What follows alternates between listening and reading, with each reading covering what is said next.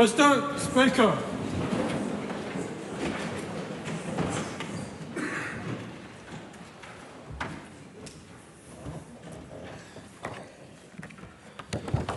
Almighty God, we give thanks for the blessings which have been bestowed on us. Laying aside all personal interests, we acknowledge the King and pray for guidance in our deliberations, that we may conduct the affairs of this House with wisdom, justice, mercy and humility for the welfare and peace of New Zealand. Amen.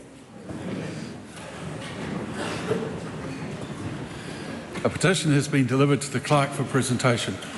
The petition of the Cheryl Ann Tipene Weavers Charitable Trust requesting that the House urge the Government to fund full 24/7 access to catheterisation laboratory at Dunedin Hospital. That petition stands referred to the Petitions Committee. I present the report of the Controller and Auditor General entitled The Auditor General's Auditing Standards 2016. That paper is published under the authority of the House. A Select Committee report has been delivered for presentation. Report of the Finance and Expenditure Committee on the review briefing on the 2024-25 annual review of the New Zealand Green Investment Finance Limited. The report is set down for consideration. The Clerk's been informed of the introduction of a bill.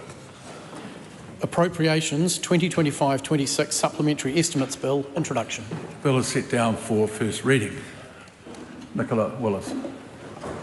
I present the Supplementary Estimates of Appropriations for the Government of New Zealand for the year ending 30 June 2026. That paper is published under the authority of the House. The House comes now to the delivery of the budget. Nicola Willis. I present the 2026 Budget Speech, the Budget at a Glance 2026, the Fiscal Strategy Report 2026, the Child Poverty Report 2026, the Summary of Initiatives 2026, the Budget Economic and Fiscal Update 2026, including supplementary information, and the Estimates of Appropriations for the Government of New Zealand for the year ending 30 June 2027. Those papers are published under the authority of the House.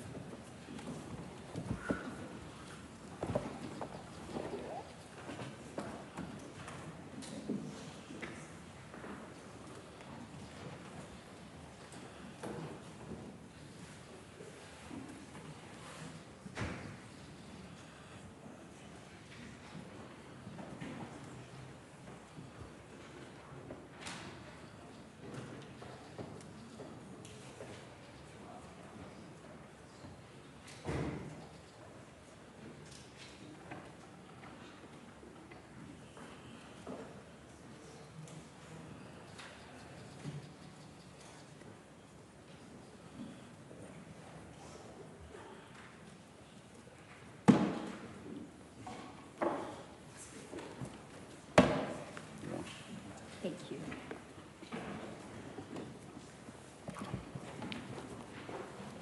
Appropriation 2026-27 Estimates Bill, introduction. Mr. Speaker. The Appropriation 2026-27 Estimates Bill is set down for first reading immediately. The Honourable Nicola Willis. Mr. Speaker, I move that the Appropriation 2026-2027 Estimates Bill be now read a second time. First, the question is that the motion be agreed to. Those of that opinion will say aye. Aye. To the contrary, no. The ayes have it. Appropriation 2026-27 Estimates Bill, first reading. The Appropriation 26-27 Estimates Bill is set down for second reading immediately. The Honourable Nicola Willis. Mr. Speaker, I move that the Appropriation 2026-2027 Estimates Bill be now read a second time. E ngā iwi o te upuka o te ika, E te māngai, nā mema parimata o nā rohi poti, me nā mema o nā ropu tōrangapū. E te motu whānui, nei rā te mihi, anei te tāhua, roa mano, roa tukau, mā ono, ki ora e te iwi. Mr. Speaker, this is a responsible budget.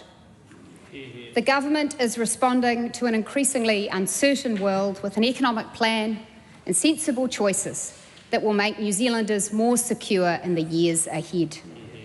The documents I have tabled in Parliament today show that New Zealanders can look forward to growth, higher wages and rising employment.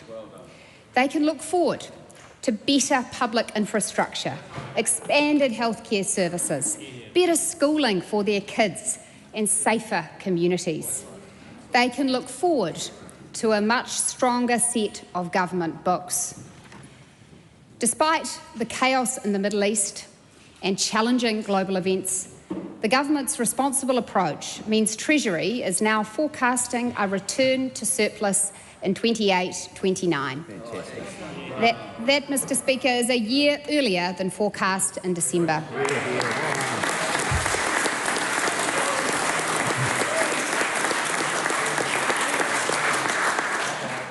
Well, an earlier surplus means less debt and lower interest costs for us to pay than would otherwise be the case. And the government is tackling New Zealand's major challenges, not with shallow quick fixes, but with a responsible and durable approach. Today's budget marks further progress towards a more secure future. And I don't expect New Zealanders to read every page of it, but what I really want Kiwis to know is that this budget is about you. It delivers on the government's belief that life can be better in this country, not just for the voters of today, but for their kids and grandkids too. I think mums and dads across this Parliament and across the country want the same thing I do. We want this to be a country our kids choose to grow up in and then choose to live in when they grow up, because it's a place where their achievements will be rewarded and where their dreams can be realised. Yes, the world has thrown us some curveballs, and I recognise that too many Kiwis are doing it tough right now. But New Zealanders listening today should have confidence. They should have confidence that the government is spending their money wisely, that it is addressing the country's big problems, and that it's making investments in the things that really matter. And that's important not just for today, Mr. Speaker, but it's important for what lies ahead, because the world is more volatile than ever. The rules-based global system is under strain. Countries are boosting their spending on defence. Global competition for growth, jobs and investment is sharper than ever. And conflict in the Middle East means Kiwi households and businesses are paying more for petrol and diesel. What is more, New Zealand entered this period in a more fragile state than we would like. New Zealanders have shown real grit to recover from an extended period of runaway price increases, high interest rates, and the weaker economy that emerged as a result. An economic recovery has been unfolding, but scars run deep. The government is also carrying a significant burden of debt, more than twice as heavy as it was 7 years ago, and with an annual interest bill of $9 billion. New Zealand's sovereign credit rating has a negative outlook from ratings agencies Fitch and Moody's, which is a warning that we must start bending the debt curve down.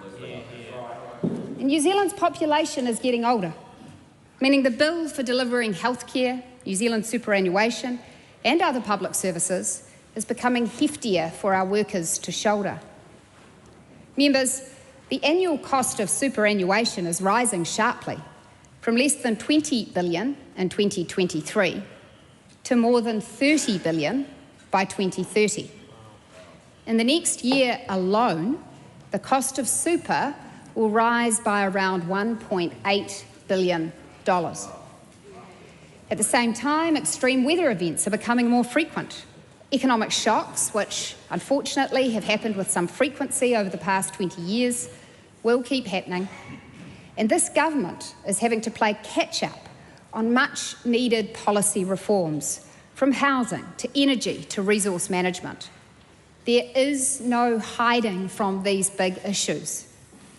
Yet, in an election year, some will choose to ignore this context and instead suggest band-aids and sugar hits, all slapped on Afterpay. Well, not only does that approach ignore the real challenges New Zealand faces, but in the absence of a magic money tree, it's our future selves who'd have to foot the bill with interest. So the government is taking a more responsible approach. We are determined to deliver Kiwis real solutions that last, and to do so within very real financial constraints.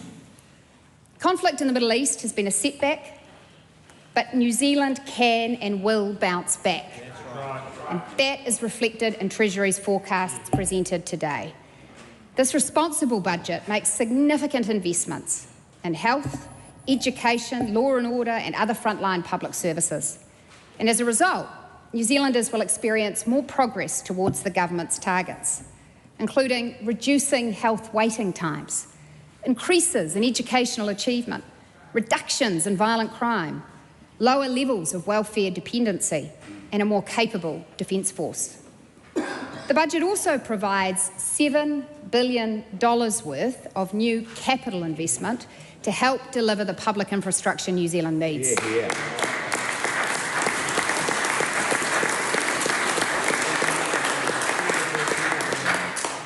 We're making a funding commitment to construction projects like Whangarei Hospital, 10 school redevelopments, the next stage of the Waikato Expressway, a series of state highway resilience projects, a new courthouses for Rotorua, and new police stations in Greymouth and Wanganui. These infrastructure projects will support more jobs for Kiwis, with the Infrastructure Commission estimating that every $1 billion worth of infrastructure funding supports around 4,500 jobs. And what's more, with careful spending choices and ongoing restraint, the government is set to get the books back to surplus earlier than previously forecast, and we are set to bend the debt curve down.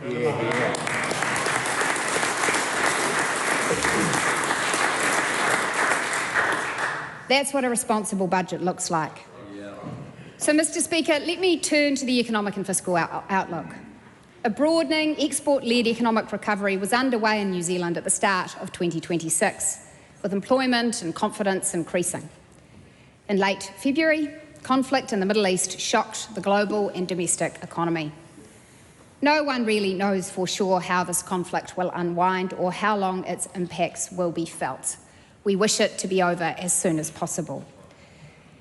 In the midst of uncertainty, Treasury puts forward its best professional judgment, and its central forecast assumes that the impact of the crisis will be temporary. Over the next 12 months, it expects that fuel prices will contribute to higher inflation and lower real GDP growth than previously expected, and than would have otherwise have been the case. But inflation falls after the current quarter, and economic growth then picks up. Annual average growth in the year to June 2026 is forecast to be 1.2%, accelerating to 2.3% by June 2027, and accelerating again to 3.2% by June 2028. That is a healthy rate of growth, and that growth will be accompanied by new jobs and higher wages. And over the next 4 years, Treasury is forecasting employment to grow by 220,000 jobs, members.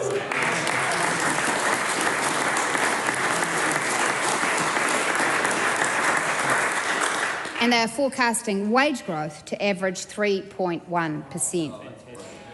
And over this period, core Crown tax revenue is expected to be more than $9 billion higher than was previously forecast.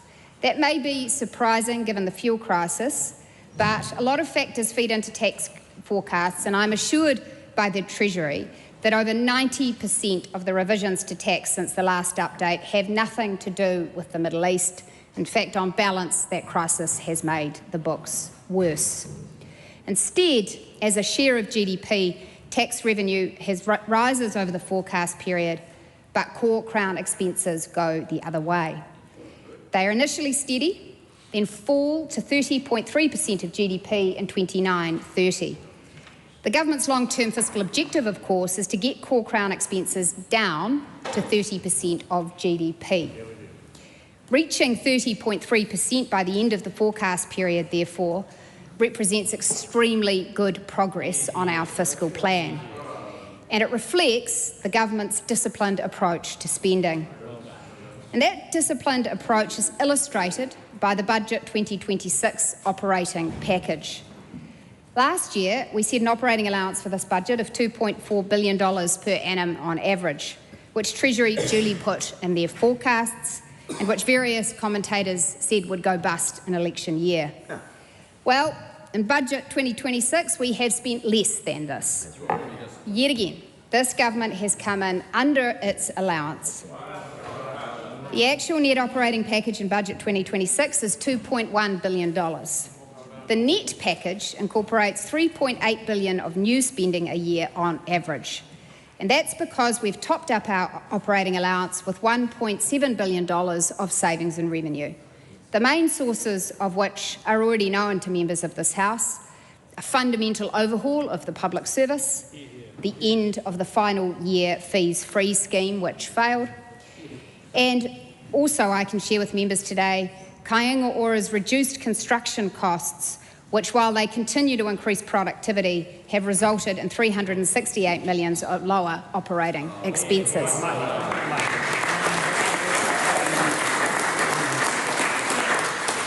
So this disciplined spending approach and a forecast improvement in revenue improves the track for the government's headline operating balance indicator, OBGAL-X. OBGAL-X is now forecast to return to surplus in the 28-29 fiscal year. That is a year earlier than previously expected. Members, this will be the first time in a decade that the government books have been in the black.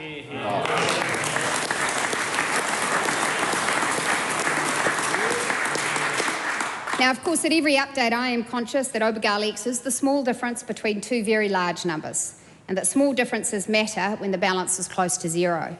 Forecasts are not set in stone, they can move around, and it takes a lot of work to turn them into reality. And that remains true. But it's heartening to see for the first time that the surplus date is coming forward, not being pushed back, and that at $2.6 billion, we have some room to move. The track for net core Crown debt has also improved. Treasury's forecasts show the debt curve bending down, and they show it bending a year earlier than previously expected. Net core Crown debt is forecast to peak at 46.1% of GDP in the 27-28 year, which is lower than at the half-year update in December. It's then set to decline to 44.4% of GDP by the end of the forecast period. And this improvement in the books, members, is reflected in the government's borrowing program. New Zealand Debt Management has announced today that it has lowered its forecast issuance of government bonds by $6 billion over the next 4 years.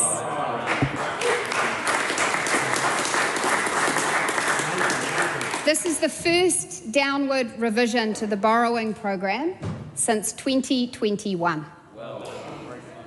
Mr. Speaker, the Budget 2026 operating package is front-loaded, which partly reflects the government's decision to provide temporary, timely and targeted funding to respond to the fuel crisis. As previously announced, the budget funds a temporary increase to the in-work tax credit of $50 a week, supporting up to 157,000 low to middle income working families. We are making life easier for them and their kids at this difficult time. Government agencies that rely heavily on fuel to deliver frontline services, including police, fire and emergency and education, have also received additional funding to maintain their operations and support our frontline services. Funding has also been set aside to help public transport authorities manage fuel cost pressures and keep services running. The Minister of Health has announced a 30% increase in mileage rates for home and community support workers and for people travelling for specialist treatment. and $150 million has been set aside to increase New Zealand's strategic fuel reserves.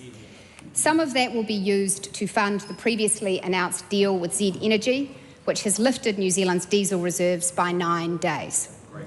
And while precise numbers are commercially sensitive, I can assure you that even accounting for this existing deal, the $150 million fund still has room for future increases in strategic fuel reserves if needed.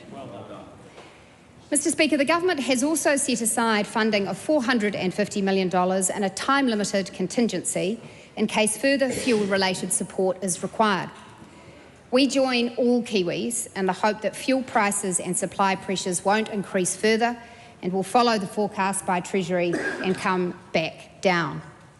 However, it is prudent to be ready for a scenario in which fuel prices could spike or stay higher for longer.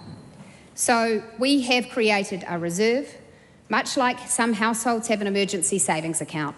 You hope you don't have to dip into it, but if you do, it is there.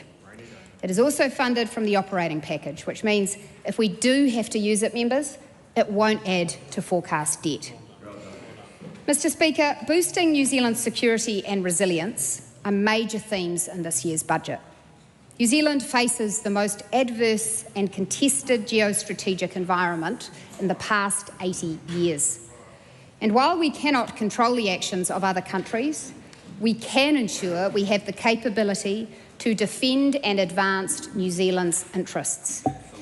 Last year's budget funded the first year of the Defence Capability Plan, including a capital pre-commitment of $1.6 billion.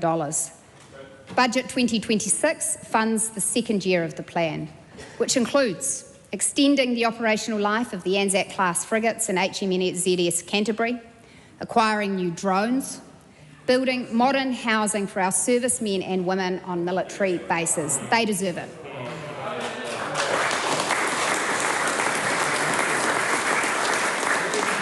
And delivering a new training facility at Linton. We are supporting the men and women who are prepared to put their lives on the line for our country. And our capability plan provides funding to increase Defence Force numbers and key occupations and to retain our existing staff. It provides a $156 million uplift for our intelligence and security services. And it boosts New Zealand's aid program, providing $110 million to increase development and humanitarian assistance here in our backyard in the Pacific and Indo-Pacific regions. And it provides $145 million to ensure a resilient, safe and secure offshore diplomatic network. Mr. Speaker, New Zealand is subject to severe and unpredictable weather events alongside other natural hazards. We have seen that play out dramatically in recent months. Budget 26, therefore, invests in stronger infrastructure, smarter emergency management systems and better information about natural hazard risks. It sets aside $400 million worth of capital for state highway resilience projects in regions whose roads are too often closed after major weather events. The Government is making the responsible choice to strengthen roads before they fail, rather than repeatedly paying to rebuild them afterwards. And the projects include, members, resilient improvements on State Highway 2 through the Waiaweka Gorge,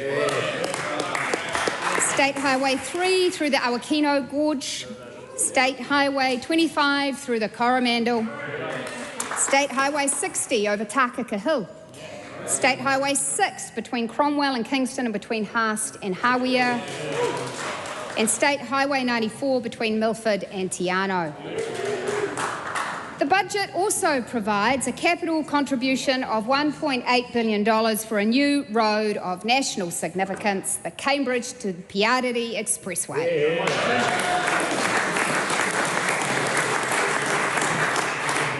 This critical freight and economic link will extend the Waikato Expressway from Cambridge to the turn-off to Tauranga. This is a project that will support freight, it will support a growing part of the country in what is often called our Golden Triangle. The budget also puts aside just over $1 billion for Kiwi Rail's Network Improvement Program, alongside $107 million to continue the renewal of critical metropolitan rail infrastructure for urban commuters. The government is also getting better hazard information across the country, including the first New Zealand flood map to help councils, communities, infrastructure providers and property owners make smarter long-term decisions. The budget also provides funding to help develop more cost-effective ways for the Crown to manage its own infrastructure risks and reduce costs to taxpayers. And the government has allocated new funding to modernise emergency management systems so that when disasters strike, emergency services can respond faster and coordinate more effectively. Mark Mitchell has been their champion. Mr. Speaker, reliable and affordable energy underpins a growing economy. And that's why Budget 2026 includes a gas transition loan scheme to help businesses transition from New Zealand's shrinking reserves of natural gas. It also provides capital funding for the purchase of around $200 million worth of new shares as part of Genesis Energy's $400 million capital raise, which they announced in February.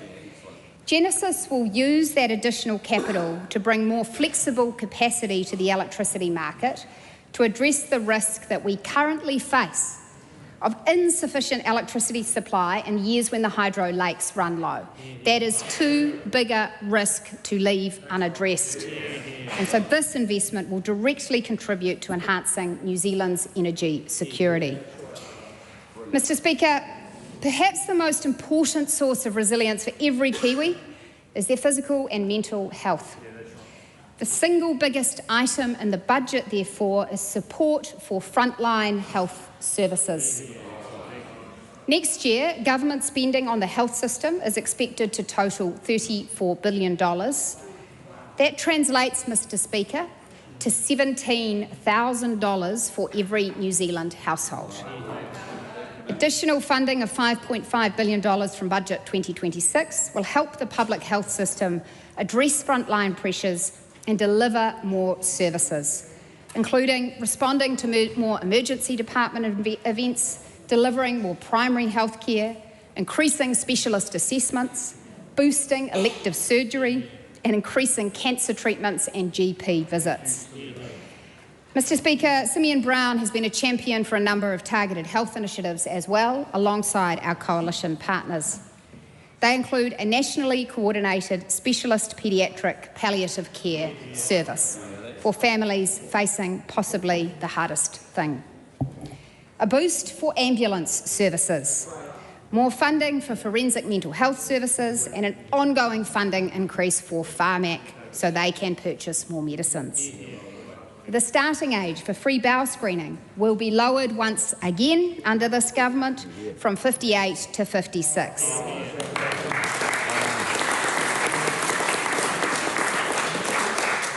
And mothers, Mr. Speaker, following the passage of our 3-day stay bill, will be given the choice of longer postnatal stays.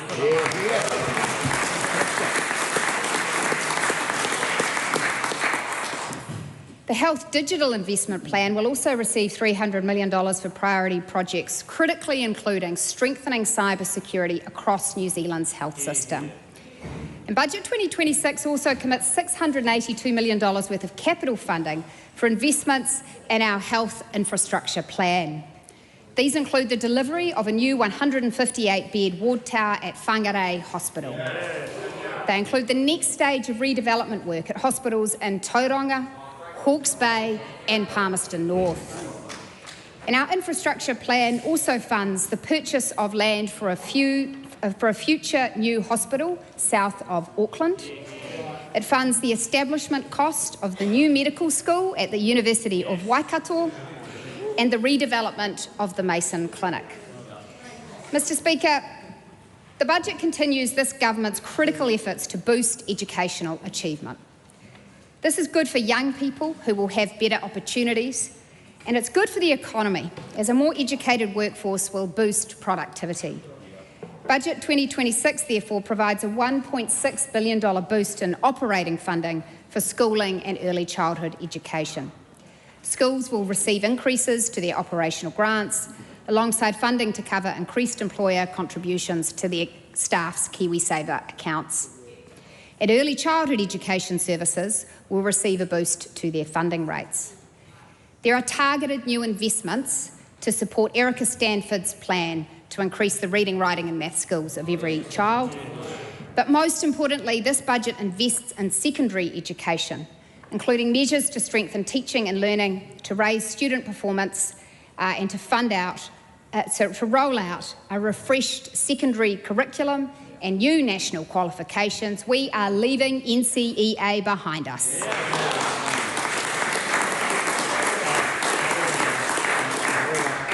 The Healthy School Lunch program will continue to offer affordable and nutritious meals to students in 2027, while ongoing work continues to explore future innovations to the program. Budget 2026 also allocates a significant $470 million package of capital funding to redevelop up to 10 schools, deliver up to 232 additional classrooms, and purchase land for new school sites in high growth areas, including Queenstown. Mr. Speaker, this budget ends the failed fees-free scheme for students in tertiary education. Fees-free did not increase enrolments, it did not increase completion rates, and it especially failed those from low-income backgrounds. The money from fees-free will now be put to better use, delivering frontline public services, strengthening our compulsory education system so that more kids get the chance to participate in tertiary qualifications because they have the reading, writing and math skills to do so. And this budget takes initiatives to better prepare young people for trades and other vocational education. I want to acknowledge New Zealand First, and particularly Minister Jones, for proposing and championing this policy.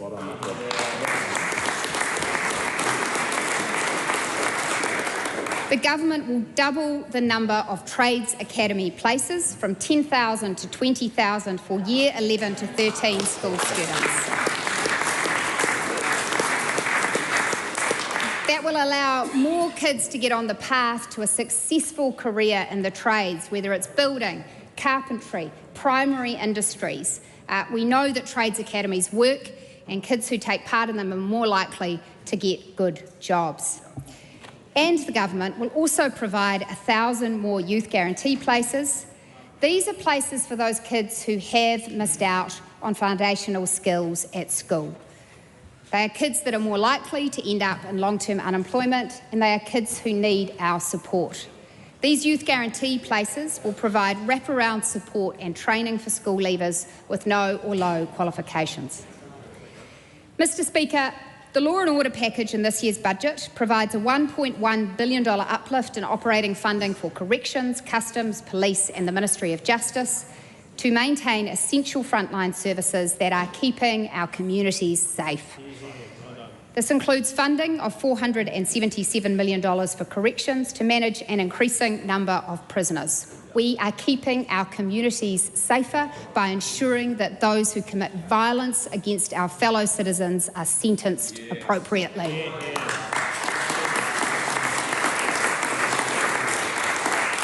The budget includes a $50 million funding boost for frontline policing and an investment to replace police's end-of-life automated biometric identification system. To advance the government's firearms reforms, the budget provides funding to establish a new independent firearms regulator, Firearms Safety and Education New Zealand. And Budget 2026 provides capital funding of $100 million towards the construction of a new High Court, District Court and Māori Land Court in Rotorua. And it funds badly needed new police stations in Greymouth and Wanganui.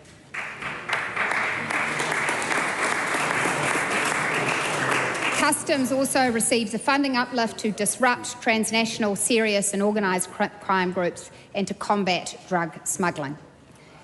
Mr. Speaker, this government has a Going for Housing Growth program to increase the supply of housing and make it more affordable. And we're making progress. The Treasury's latest assessment is that there will be a relative improvement in the affordability of new dwellings. House prices are now forecast to grow more moderately, rents have stabilised, and first home buyers now make up a much larger share of the market. The budget drives forward the next stages of Going for Housing Growth to build on this success. The first pillar of our program is freeing up land for urban development and removing unnecessary planning barriers through major reform of the Resource Management Act and changes to national direction. Budget 2026 provides $294 million of funding to begin rolling out this new system. This includes a new centrally managed platform for planning, consenting and compliance, so things aren't still done 78 different ways across 78 different councils. And the second pillar of our housing reforms is improving infrastructure funding and financing tools so that councils and developers can better fund the pipes, roads and other infrastructure needed to support growth. The budget supports this with $30 million of funding for the regulatory oversight of development levies that are charged by territorial authorities and water organisations to ensure those fees are fair on the people who pay them. And the third pillar is directly improving the incentives for councils to support housing growth by ensuring they share in the economic upside that growth creates. The budget allocates $400 million to achieve this by establishing a direct funding stream linked to housing growth. This was a commitment in the National Act Coalition Agreement, and it has been championed by Deputy Prime Minister David Seymour.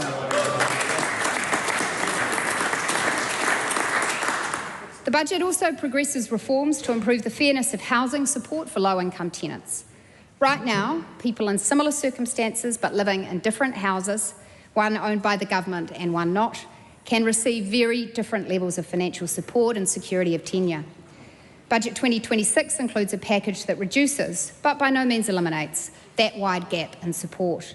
It increases the amount social housing tenants pay towards their rent from 25% to 30% of their income, and at the same time it increases maximum accommodation supplement rates across the country so that lower income private renters get more help. This package is broadly fiscally neutral. It's about rebalancing support, not reducing it. And at the same time, the government is providing funding to support the delivery of between 1,800 and 2,250 new social homes over 3 years, with a $69 million boost to the Flexible Housing Fund.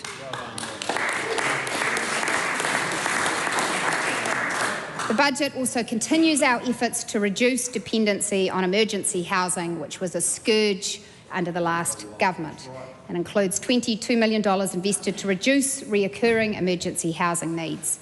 And this initiative will more than pay for itself through savings and otherwise costly motel bills. Mr. Speaker, this budget boosts funding to support New Zealanders in need. Budget forecasts show several thousand fewer New Zealanders on job seeker support and sole parent support benefits in the coming years.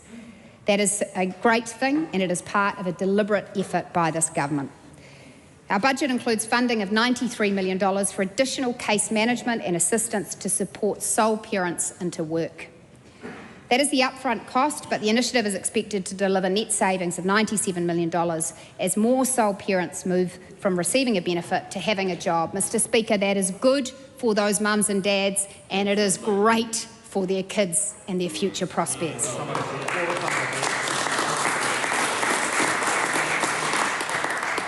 The government is also reducing the maximum rate of temporary additional support payments, generating $196 million worth of savings.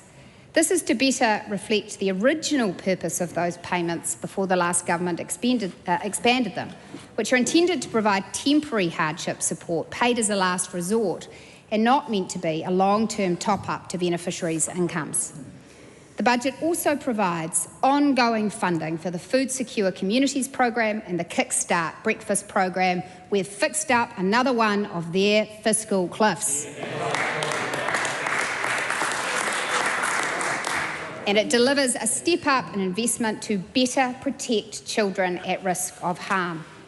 Mr. Speaker, in 2022, Dame Karen Putasi issued a compelling report with a series of recommendations to the government on steps it must take to ensure strong and effective safety nets that prevent the abuse and the death of children. Far too many children are still abused in this country, and as parliamentarians we have a responsibility to protect them more. And while that report had remained on a shelf, our government has picked up each and every one of Dame Karen's recommendations, and this year's budget invests $77 million to help make the changes needed to our system of helping vulnerable children.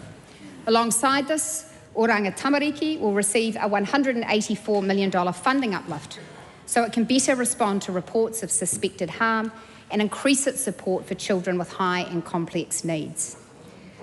Finally, Mr Speaker, Budget 2026 provides funding of $36 million to introduce a version of the Super Gold Card that can be used as an accepted form of primary identification. This will help seniors access services that require identification when they may not have a driver's licence or passport. And I think you know where that idea came from. Mr Speaker, over the last year, Inland Revenue has consulted widely on the taxation of charities and not-for-profits, fringe benefit tax, and loans made by companies to their shareholders. The government has made decisions in each of these areas. We will ensure that membership subscriptions and levies received by not-for-profits remain non-taxable. We will ensure that the amount of net income a not-for-profit and organisation can earn without having to pay tax is increased from $1,000 to $10,000. And we will ensure that the donation tax credit scheme remains financially sustainable and limits tax planning risks by capping eligible donations at $100,000 a year. On fringe benefit tax, the government is simplifying the rules for private motor vehicle use. Small business, we've heard you. We're going to make it simpler. There will no longer be a requirement for detailed logbooks. Instead, close enough is good enough approach will significantly reduce compliance costs for businesses. And another change will ensure that 6 months after a company has been removed from the company's register, any outstanding loans it previously made to its shareholders will be taxed as income. Finally, the government is introducing a new prudential levy on banks, non-bank deposit takers, insurers and some other financial institutions to cover the costs of prudential regulation and supervision. Such a levy is consistent with other jurisdictions, including Australia and the UK, and it's also consistent with the approach we take to levies imposed by other New Zealand financial regulators. It is expected to recover revenue of $209 million over the forecast period. Mr Speaker, in closing, while I have the pleasure of delivering this speech, the budget is 100% a team effort. It reflects the efforts, late nights and extraordinary skills of talented New Zealanders, including those in the public service and in our ministerial offices. Most importantly, the budget reflects and demonstrates what it is to deliver strong, stable government. The Budget Minister's team includes Associate Finance Ministers David Seymour, Shane Jones and Chris Bishop. Each represents a different political party, but each came to this budget with a focus on responsible management of the government's finances. Together, we have worked through the difficult choices and trade-offs that a budget always entails. And where we have disagreed, we have done so agreeably and with respect. And no matter the challenge, we've always found a way through. And the ultimate result, I think, gentlemen, is a budget we can all be proud of. I also want to thank the Prime Minister for his consistent support, for his wise counsel, and for his enduring belief in the potential of this great country of ours, New Zealand.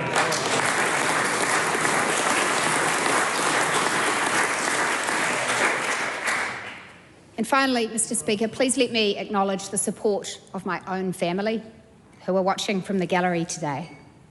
My mum and dad, my brother and sister, their spouses, my husband and our 4 children.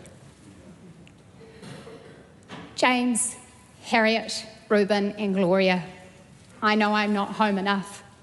I work hard and I hope to make you proud.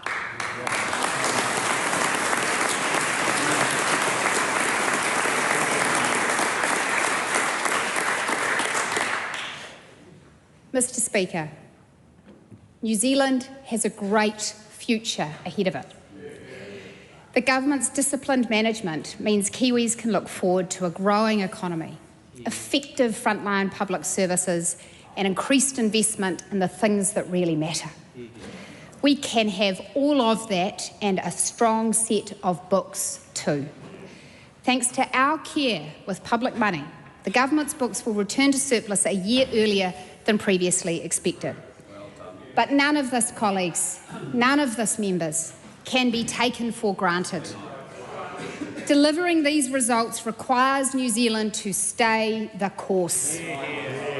Now is not the time for promises of reckless spending and big new taxes. This budget shows that the government's program over the past 2 years and a half is making a difference. We are securing the future, and Kiwis can look forward with confidence. They just need to choose it. They just need to vote for it. Mr. Speaker, I commend this budget to the House.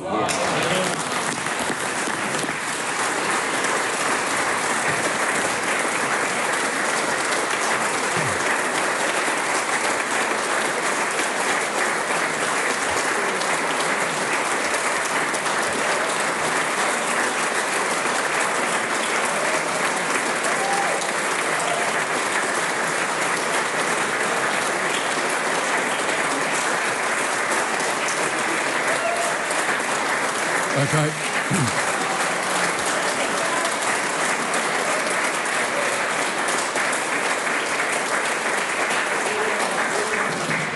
The question is that the motion be agreed to. The Right Honourable Chris Hipkins. Mr. Speaker, I move that all the words after that be replaced with that this House has no confidence in the government because after promising to grow the economy, it has shrunk it. After promising to get Kiwis back to work, it is presiding over record job losses. After promising to fix public services, it has gutted our public health system. After promising to fix the cost of living, it has made it worse. After promising New Zealanders relief, it is prioritising corporate interests over the interests of everyday New Zealanders. Mr. Speaker, this budget was the government's last chance. It was their last chance to show New Zealanders that they actually get it, that they understand that it's really tough going out there for New Zealand families. The backbench and the National Party are waving goodbye already. They're already giving up. Don't be so pessimistic.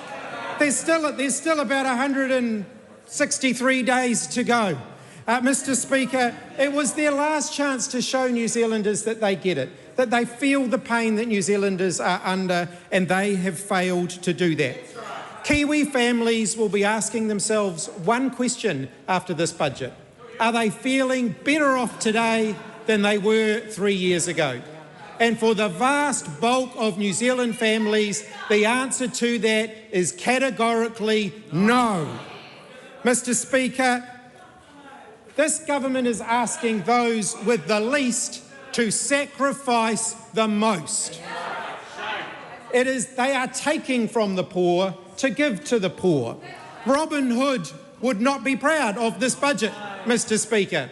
They are asking those who have the least, those who are the most disadvantaged, to make the biggest sacrifices in this year's budget. They are desperately trying to create the illusion of progress using smoke and mirrors while Kiwis continue to go backwards. There will be no spinning their way out of the tangled web that they have created that has seen Kiwi families facing tougher and tougher times.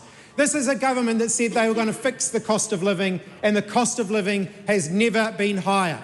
It is a government that said they were going to get Kiwis back to work, and yet unemployment is continuing to grow, and this budget shows that it is getting worse.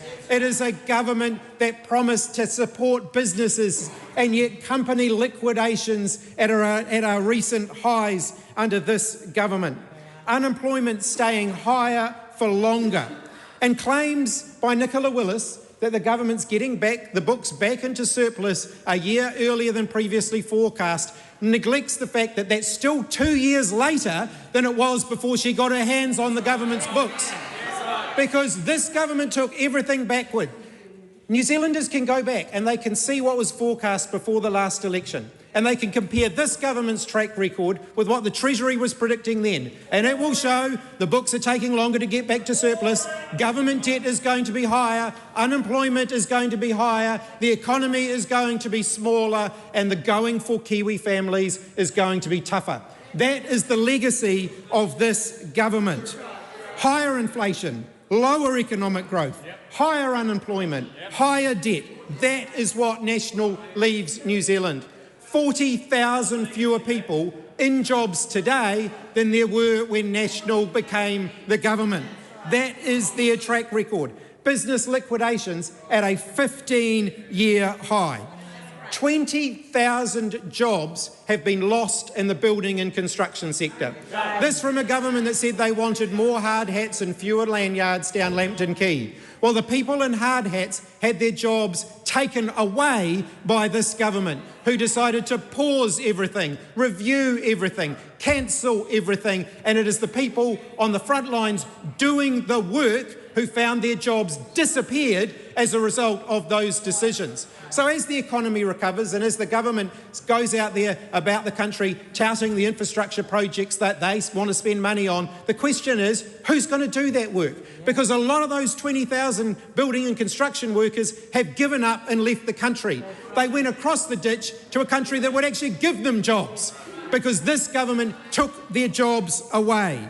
Record numbers of Kiwis have been leaving the country. Young New Zealanders just giving up on this government and voting with their feet because they do not see a future under a government that is simply offering more pain, higher costs and more cuts. National promised to fix things and instead they've made them worse. This is a government that's failing.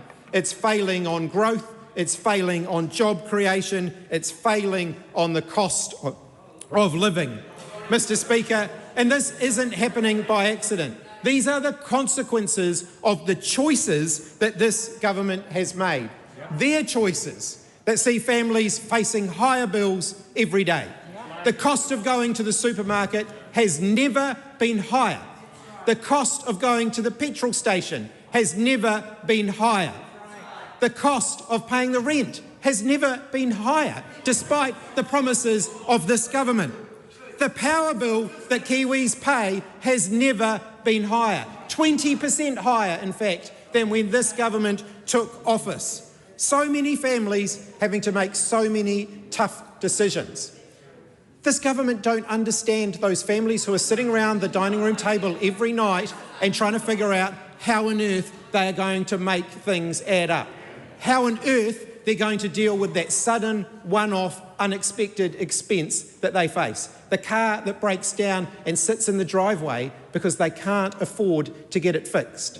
The kid that needs to go to an orthodontist but can't because their parents can't afford it. These are the decisions that Kiwi families are making every single day, and this government is offering them nothing. This government does not see them, it does not hear them, and it does not care about them. Mr. Speaker, the Kiwis who are doing everything right, who are working harder, longer hours than ever, and yet they have less at the end of the week to show for their own hard work. Their wages being squeezed, their bills continuing to go higher, and tens of thousands of them simply giving up because they don't see their future here in New Zealand. I just remind government members to read 141 of Standing Orders, 141, Speaker's Rulings 1413.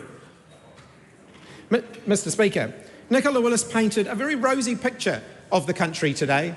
It's not a picture most New Zealanders would recognise.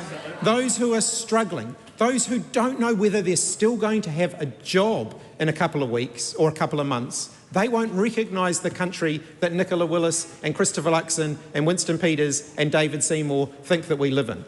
They simply won't recognise that country because it is not their reality. This government live in a different reality to what most New Zealanders face on a day-to-day basis. Mr. Speaker, Nicola Willis called this a tough love budget. There was no love in this budget, Mr. Speaker. There was no love at all. There was more cuts, more pain and higher costs. A government that's built its budget on cutting the jobs of others and celebrates that. They're real people with families and homes and mortgages and kids to support, and this government is celebrating cutting thousands of their jobs. They see those as just numbers to be shifted around to make their own balance sheets add up. They are real people, and they are being forgotten by this government. In fact, they are being treated with contempt by this government.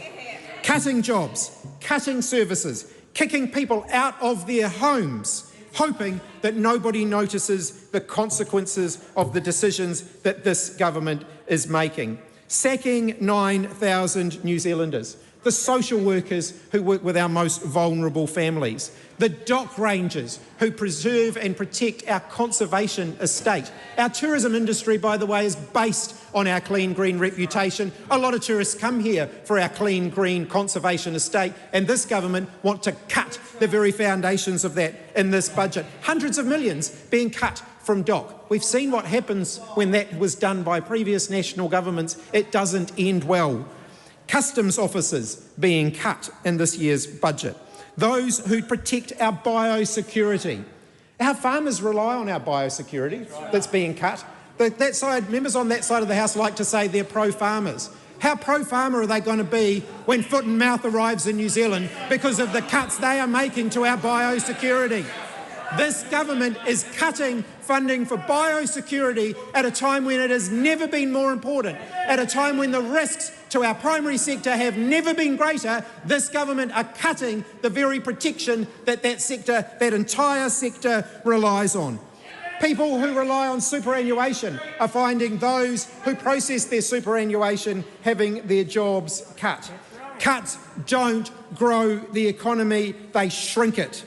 If you sack a social worker, you don't just lose a social worker, Mr. Speaker. You lose the wages that would have previously been spent in the local cafe, in the local supermarket, support with the local tradies. It has a downward spiralling effect, and that is what we have seen from this government. When people lose their jobs, businesses lose their customers. And my message to Nicola Willis is very clear. Businesses in Wellington aren't struggling because people are working from home. They're struggling because those people are losing their jobs, and the ones that still have them don't know whether they're going to be keeping them. And it is not just here in Wellington. Half of the jobs on the chopping block now are outside of Wellington. 20% of those in Auckland, where the number of people without work has already doubled under this government. Auckland is our biggest city, and yet the number of people without jobs in Auckland has doubled in the last 3 years under this government's watch. So this government say they want to get people back into work, and yet across the country, people are seeing the consequences of their choices. In regional and provincial New Zealand, many of the jobs in those communities are also on the chopping block because our customs officers work in every port across the country, not just those in Wellington. They work in every part of the conservation estate, which, by the way, is mostly spread across provincial New Zealand.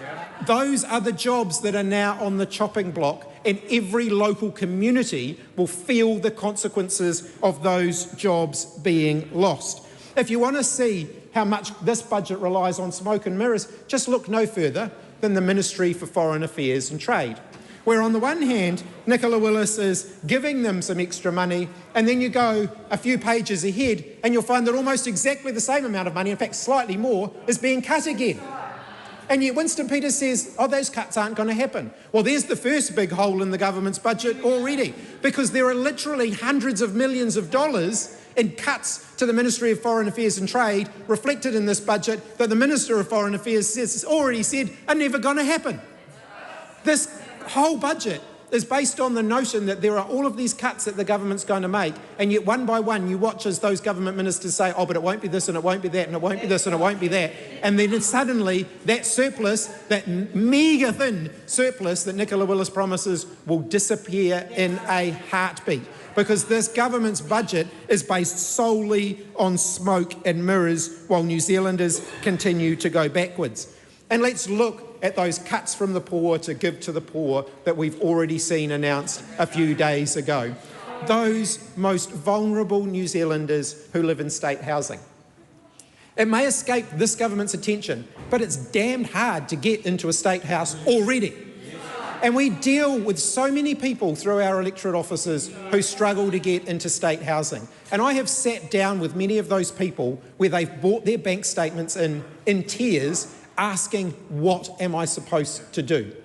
Many of them don't live nice, neat, tidy lives. Their lives are difficult, their lives are complicated, and this government simply turns its back on them. The 30,000 odd pensioners, I'm staggered that Winston Peters agreed to increase the rent for 30,000 pensioners, but there you go. 30,000 pensioners who simply don't have an extra $30 left over at the end of the week to pay increased rent. Those with disabilities who have already seen savage cuts under this government to the supports they rely on, now facing their rent going up at a time when they can least afford it. They've had their back, this government has turned their backs on those very people. They are people who struggle every single day to make things add up, and this government simply don't care. And they want to make it easier to boot people out of state housing. And when I saw that, I thought of a very recent case of someone who was living in a state house with a relative who passed away. And the relative who passed away was the person whose name was on the tenancy. That person was given a matter of days before they had to find somewhere else to live. That person also had complex needs. That person was also in dire straits, dealing with the grief of losing a relative and facing the prospect of being turfed out on the street. You don't solve homelessness by booting people out of state housing. In fact, we've now got record numbers of people living rough on the streets under this government's watch because they are boasting about ending emergency accommodation and boasting about booting people out of state houses, thinking that people won't notice. What's their solution to that? It should be to build more houses. It should be to find those people a roof over their head. Instead, it's move-on orders.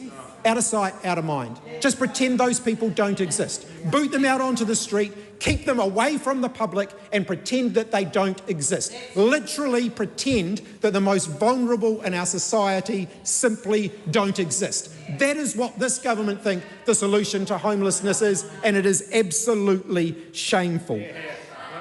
Mr. Speaker, when businesses close, when families lose income, when kids lose opportunities, the entire country suffers as a result of that. And yet jobs in this government's budget have not been a focus.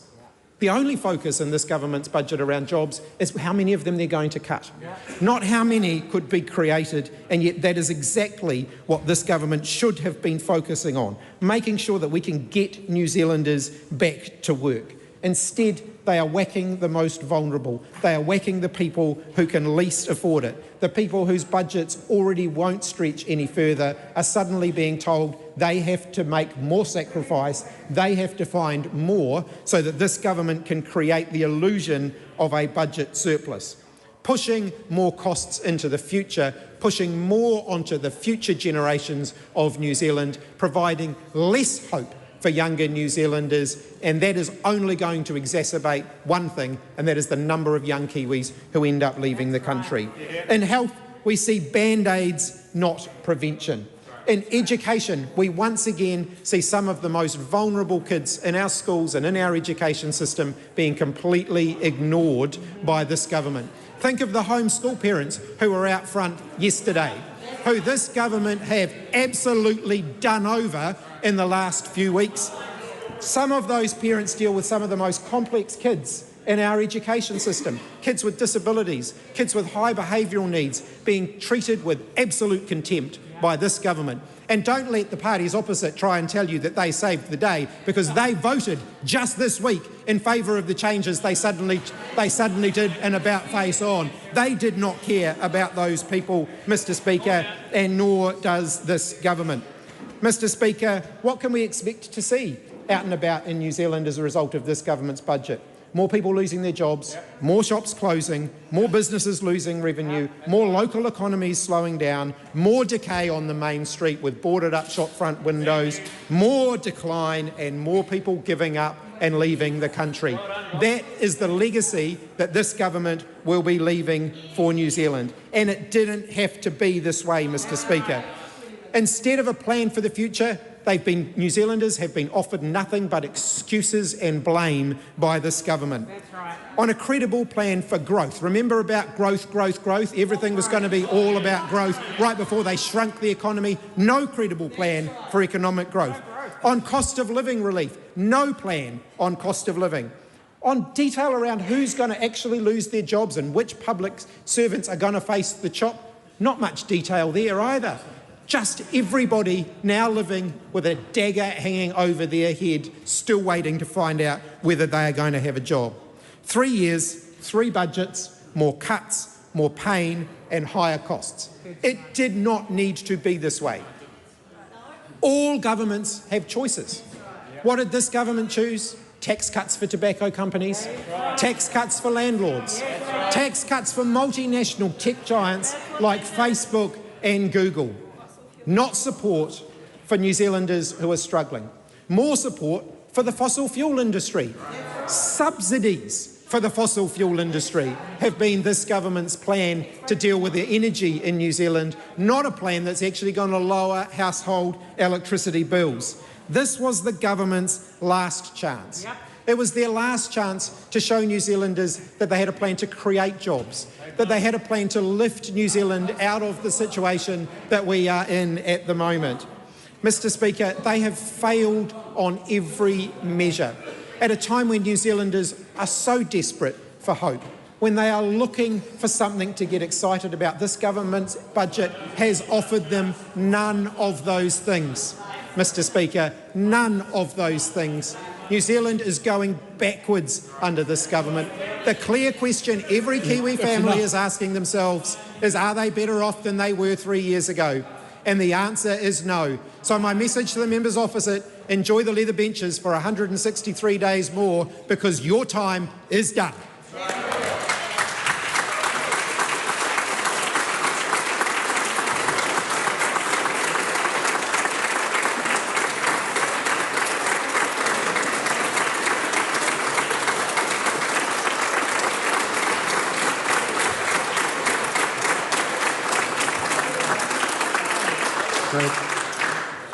I'll call the member, but just suggest that the whole House needs to be mindful of Speaker's ruling 1433, and if you're uncertain, have a look at it and decide how you carry on from here.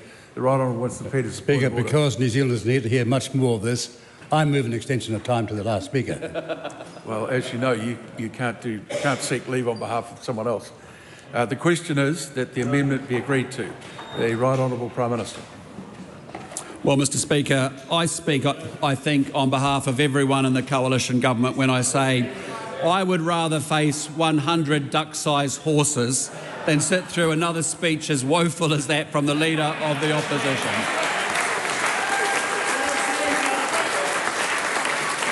I have to say, I haven't seen Labor MPs struggle that much to get through something since Aisha Verrill took up singing. And Mr. Speaker, I think Chris Hipkins went to bed last night, he put on the Spider-Man pyjamas, he woke up this morning thinking he'd be a great left-wing hero, and all we got was the same old negativity, the constant, the relentless, the joyless talking down of New Zealand that we've come to expect from the Labor Party. And I'll ask you, what didn't we get? What we didn't get was policy. We didn't get a single credible policy, not one. And I have to say, I think it's very clear and obvious now that, officially speaking, the 2026 Labor Party are the laziest opposition in the history of New Zealand, because all they're doing is doing some TikToks and some singing about ducks, for God's sake. Mr. Speaker, I think for the sake of the grim-faced members opposite, I truly do hope that Kieran McAnulty does a much better job of that speech next year, because the bar, frankly, couldn't be lower. Now, Mr. Speaker, I've always said you can judge a party by the contradictions. And on that measure, Labor is world-class, aren't they? On the one hand, they ban oil and gas, and then they complain when manufacturers can't afford the energy.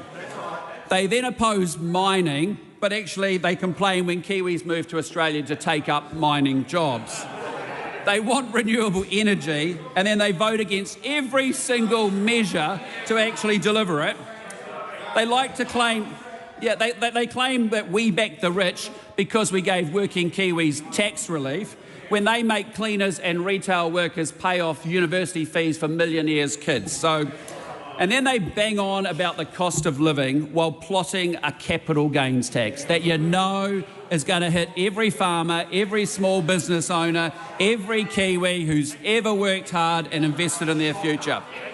Because, Mr. Speaker, at the end of the day, I'm telling you, the Labor Party only has one idea. And they've had it for years and they're sticking with it. And it is quite simply spend more, tax more, borrow more. That's it. That's the whole kit and caboodle. That's the whole plan. That's the whole document, the complete policy platform of His Majesty's loyal opposition. That is it. And I've got to say, Mr. Speaker, they have a spending addiction that is so fierce it's going to make a Vegas poker machine blush. It's really that bad. They want to spend money that they don't have on things that we can't afford, funded by recklessly borrowing against our children's future. That's what they're doing. That's exactly what they're doing. And when the bill comes, they're going to come after your money. They're going to come after your income, your savings, your business, your home. That's what it's going to be about. And if you ask them, how are they going to pay for just one of these sort of harebrained policies I've had called the Future Fund? Did you hear it the other day? Barbara Edmonds said, she can't give us any detail on the Future Fund because of the treaty. But I think even worse was actually Chris Hipkins said they can't give you any details because Kiwis just don't care. That's a pretty pessimistic view of the world. Well, Mr. Speaker, I've heard about Rogernomics, but I think what the Labor Party is now running on is don't careonomics. That's what it's about. It's called don't careonomics. They want to spend more, borrow more, tax more, and if anyone asks any questions, you just shrug and say Kiwis don't care. Well, I'm telling you, we've got to challenge them further, and they've got to say, if you challenge me further, I'll just say it's a treaty breach. That's what it's all about. And that's not acceptable, Mr. Speaker, because first they're going to tax your house, then they're going to tax your business, then they're going to tax your KiwiSaver, and then everything else. And their message is really simple. Their message to Kiwis is really simple. It says, if you're successful, you need to be punished. That's essentially the message that they are giving us here today.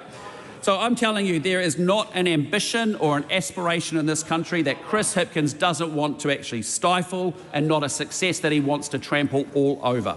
Mr. Speaker, this is without doubt no longer the party of Helen Clark and Michael Cullen. This is the party of don't careonomics. But, Mr. Speaker, enough of Labor, because another year, another outstanding budget from the great Nicola Willis.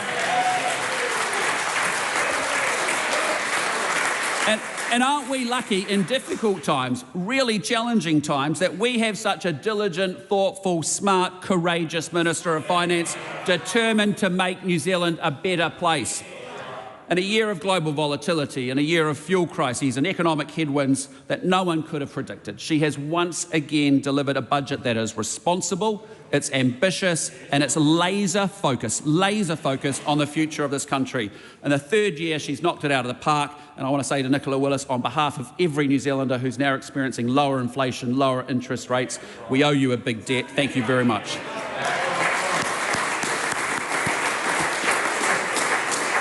Well, Mr. Speaker, on this side of the House, we've been busy. We've been busy working on behalf of every Kiwi to secure New Zealand's future. Not spending more, not borrowing more, not taxing more, delivering more. That's what it's about. And if the Leader of the Opposition speech couldn't wake the members opposite up, they should just stop quacking and pay attention for a little bit, because here's the key things they need to know. Average economic growth at 2.7% per year. That is faster growth this year and next year and the year after that than Australia, the UK, Canada, EU and Japan. Just let that sink in a little bit. Pay attention, 220,000 new jobs being created. How good is that?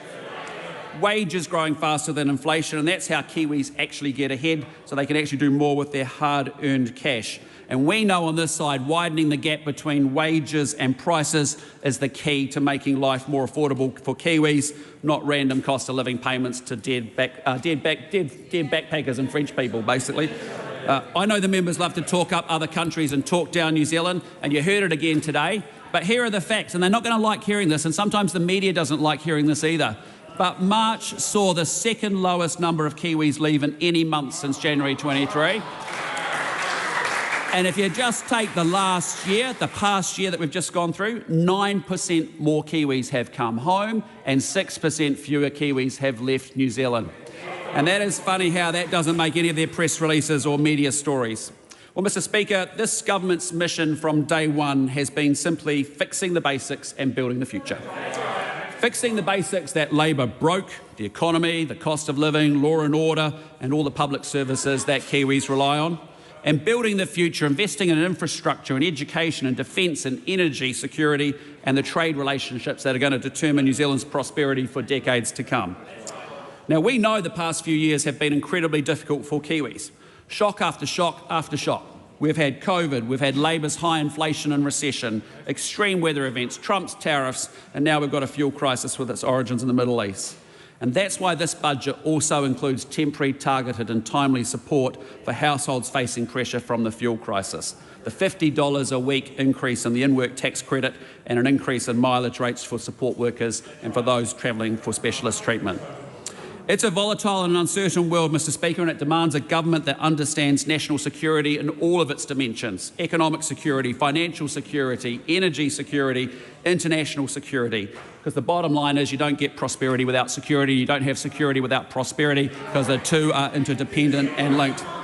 And that has been the logic behind Budget 2026. And it's a logic you simply don't hear from the members opposite, because they have no strategy, they have no plan, they have no ideas, just songs about ducks, an endless wish list that has a bottomless wish list, and absolutely no way to pay for it or any except coming after your money.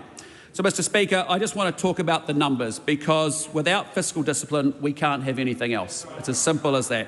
Every dollar we spend servicing debt is a dollar that we don't get to spend on schools and hospitals. It's that simple. A simple fact as true for a government as it is for Kiwi households up and down this country, and one that has apparently never, ever even crossed the mind of the members opposite us in this House today. Because their approach is pretty simple. If you run out of money, just borrow more. If your borrowing gets embarrassing, just tax some more. And if anyone dares to point out that spending more, taxing more, borrowing more is not actually an economic strategy, well, just remember Kiwis don't care, right? That's what it's about. Well, Mr. Speaker, we care, and New Zealand's future depends on us caring. Across 3 budgets, this government has found $50 billion in savings, and we have returned that investment to where it belongs, out there on the front line in schools, hospitals, police, cancer drugs, hip and knee replacements. And I'm very pleased to confirm we are forecasting to borrow $6 billion less this year than this year's budget than we were in December, and that we remain on track for that surplus in 2028-2029, a year earlier than previously forecast. Because for the 3rd year in a row, we have achieved significant savings across government, and that's what it looks like when you're actually fixing the basics. Now, Mr. Speaker, let me give you just one example, and that was that it was costing Labor $1.2 million to build a classroom in New Zealand. We standardised the design, we halved the cost, and now we can build twice as many classrooms with the same amount of money that Labor actually had.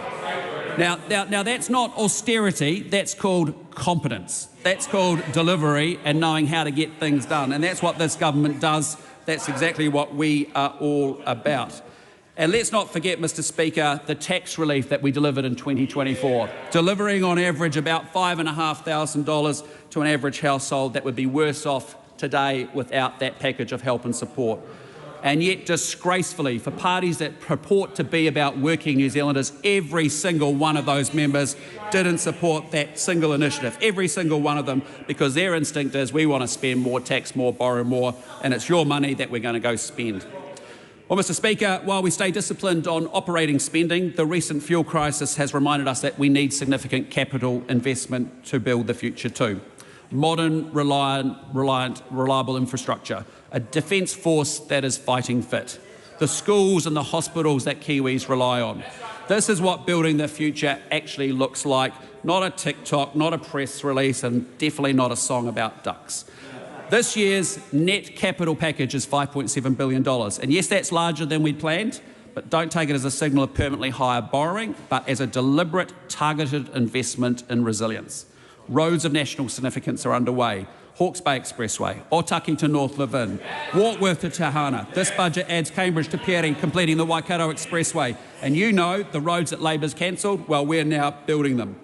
And we're also building the schools and the hospitals and the courthouses and the police stations in a considered way that gives certainty to business and to the tradies and builders we want staying here in New Zealand. Now, Mr Speaker, if you can't produce abundant, affordable energy independently, you do not have a national security. You do not have economic security. Full stop. It's that simple.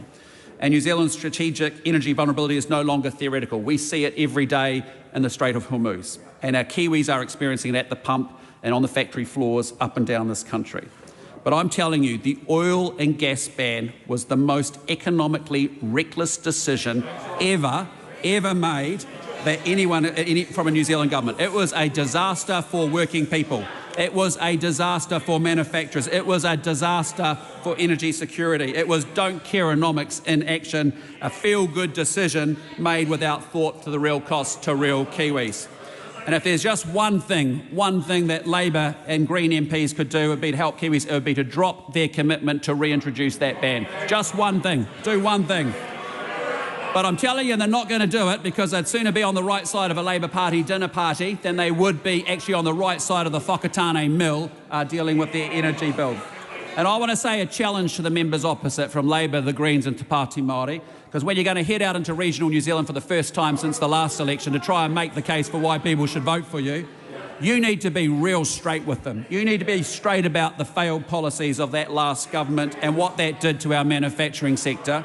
You need to be straight with them about the fact that the livelihoods of working people were sacrificed in exchange for a nice headline about banning oil and gas.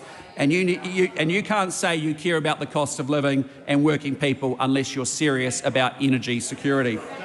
So, Mr Speaker, we're taking actions to build strategic coal reserves, $90 million worth of extra diesel at Marsden Point. Is it costly? Yes. Is it less costly than the alternative? Absolutely. And this budget certainly builds on big commitments into energy. And I want to be extremely clear that going forward from this point in New Zealand, our energy independence must be treated as a national security action instead of an agenda about contributing to long-term climate strategy. The bottom line is we are never going to compete in a globally technological world without abundant, affordable energy. So as we keep saying, we're going to prioritise the solar farm over the skink each and every day. Now, Mr Speaker, if I can talk about health, because we are fixing the basics of what New Zealanders get from their health system. And this budget delivers 3-day postnatal stays, paediatric palliative care, expanded bowel screening and a new hospital block in Whangarei. Thank you, Shane Reddy. And when a dollar doesn't go into growing the bureaucracy, which is the only thing that grew under Labor, let's be honest about it, it goes to what actually makes a difference to people across this great country. Now, Mr Speaker, it didn't get much pickup, but there was a really excellent piece by Harriet Lawton in the Post, which uncovered more detail on Labor's GP policy. And I think Labor really wants us to know too much about it. But do you know you won't actually be allowed to choose whether you see a GP or not? No, the Labor government will decide that. And their plan is that you're going to ring them up. Tell them what's going on, and then they're going to decide if you're actually allowed to go to a doctor's appointment. And I think if you've paid any attention over the last 10 years to how Labor manages big projects, I just don't think setting up a call centre to triage 26 million GP visits a year is a good idea. I actually think it will go as well as last weekend's list ranking meeting that they had, I think. And I think the only other thing they didn't tell us was that actually when you ring up, they're going to thin out that call line queue even further because Aisha Varal's going to be singing that duck song again. Well, Mr Speaker, we are also fixing the basics in education. Cell phones are banned. Kids are learning an hour a day of reading, maths and writing. We've got structured literacy, structured numeracy, standardised reporting, a brand new curriculum, a replacement for NCA. And I'll tell you, it's working. Our kids are going to school in greater numbers. Thank you, David Seymour. Our maths acceleration programs are working, and we're seeing big improvements amongst our Year 6 students in particular.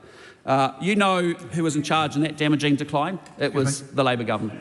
It was Chris Hipkins, who was the Minister of Education for 5.5 years, and they were just too busy spending more, borrowing more, taxing more than worrying about what was going on with our kids and why they were falling behind. But I saw a really insightful story the other day involving Ginny Anderson. It was in the Herald, and it was her views on education. And what she said is, look, she said there are some ideological differences between National and Labor on what our kids should be learning. An example she gave was, and I quote, if you're waiting for the bus and it doesn't arrive, and you can tell it's 22 minutes late, what are you going to do now? Now, well, I've got to tell you, if her time as a police minister is anything to go by, and God help us if she ever ended up running education, I think the answer would be something like, if the bus is late, just steal a car and drive it into a vape shop. I mean, that's basically, I think, what we would be getting.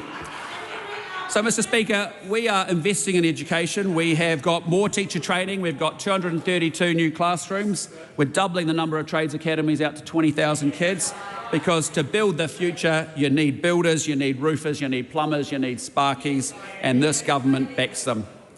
And finally, Mr Speaker, I want to talk about law and order, because we are securing our communities, and that's another basic that we've had to fix. 3 strikes restored, gang patches banned, youth crime cracked, stalking criminalised, more police on the beat. The result, 49,000 fewer victims of serious violent crime, 22% reduction in youth offending. But any victim is one victim too many, and so the work continues, the work carries on, and that's why we're investing more in police and corrections to manage prison growth, because, to be honest, it shouldn't be controversial to say that criminals belong in prison, not out on our streets.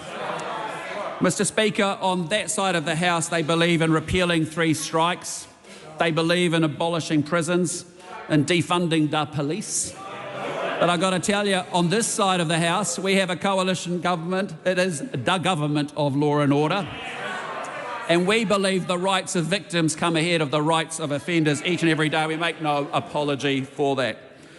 Well, Mr Speaker, this is a budget that is honest about the world that we face and clear-eyed about what it takes to succeed in it. There are politicians in this House who think that the answer to each and every problem is quite simply to spend more, tax more, borrow more. They think spending your way out of a cost of living crisis, borrow your way through a fuel shock, tax your way to growth. Well, I'm telling you, it's not a plan, it's an addiction. And like all addiction, it feels fine until the bill arrives, and the bill always arrives. So, Mr Speaker, you will not find those politicians in the National Party. This is a government that came here with a mission, fixing the basics, building the future, and 3 years in, this is exactly what we are doing. We are fixing the basics of the economy. Inflation down, interest rates down, growth up, wages rising. We are fixing the basics of law and order. We are fixing the basics of how we teach our kids to read, write and add up. And we are fixing the basics of our energy security, our fiscal position and our place in the world. And, Mr Speaker, we are building the future in roads and hospitals and classrooms and defence and trade relationships with India and Singapore and the wider Indo-Pacific, in renewable energy projects now coming out of the ground, in the young Kiwis who are staying home, who are coming home and are building their lives here. I've said it before, but our inheritance from what I call the greatest generation, those who built the peace after World War II and the rules-based order that followed, is not guaranteed. As I've said before, it must be chosen, it must be worked for by every generation. Budget 2026 makes that choice. It's a responsible choice, a courageous choice, a choice to secure our future, not by spending more, borrowing more and taxing more, but by building something that lasts. Mr Speaker, I commend Budget 2026 to the House. We are fixing the basics and building the future to secure New Zealand's future.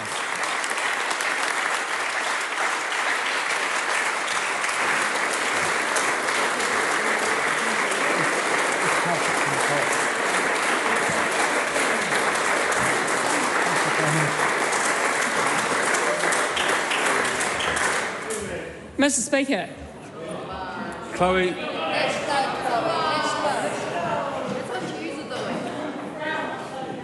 Right, that is a completely unacceptable outburst.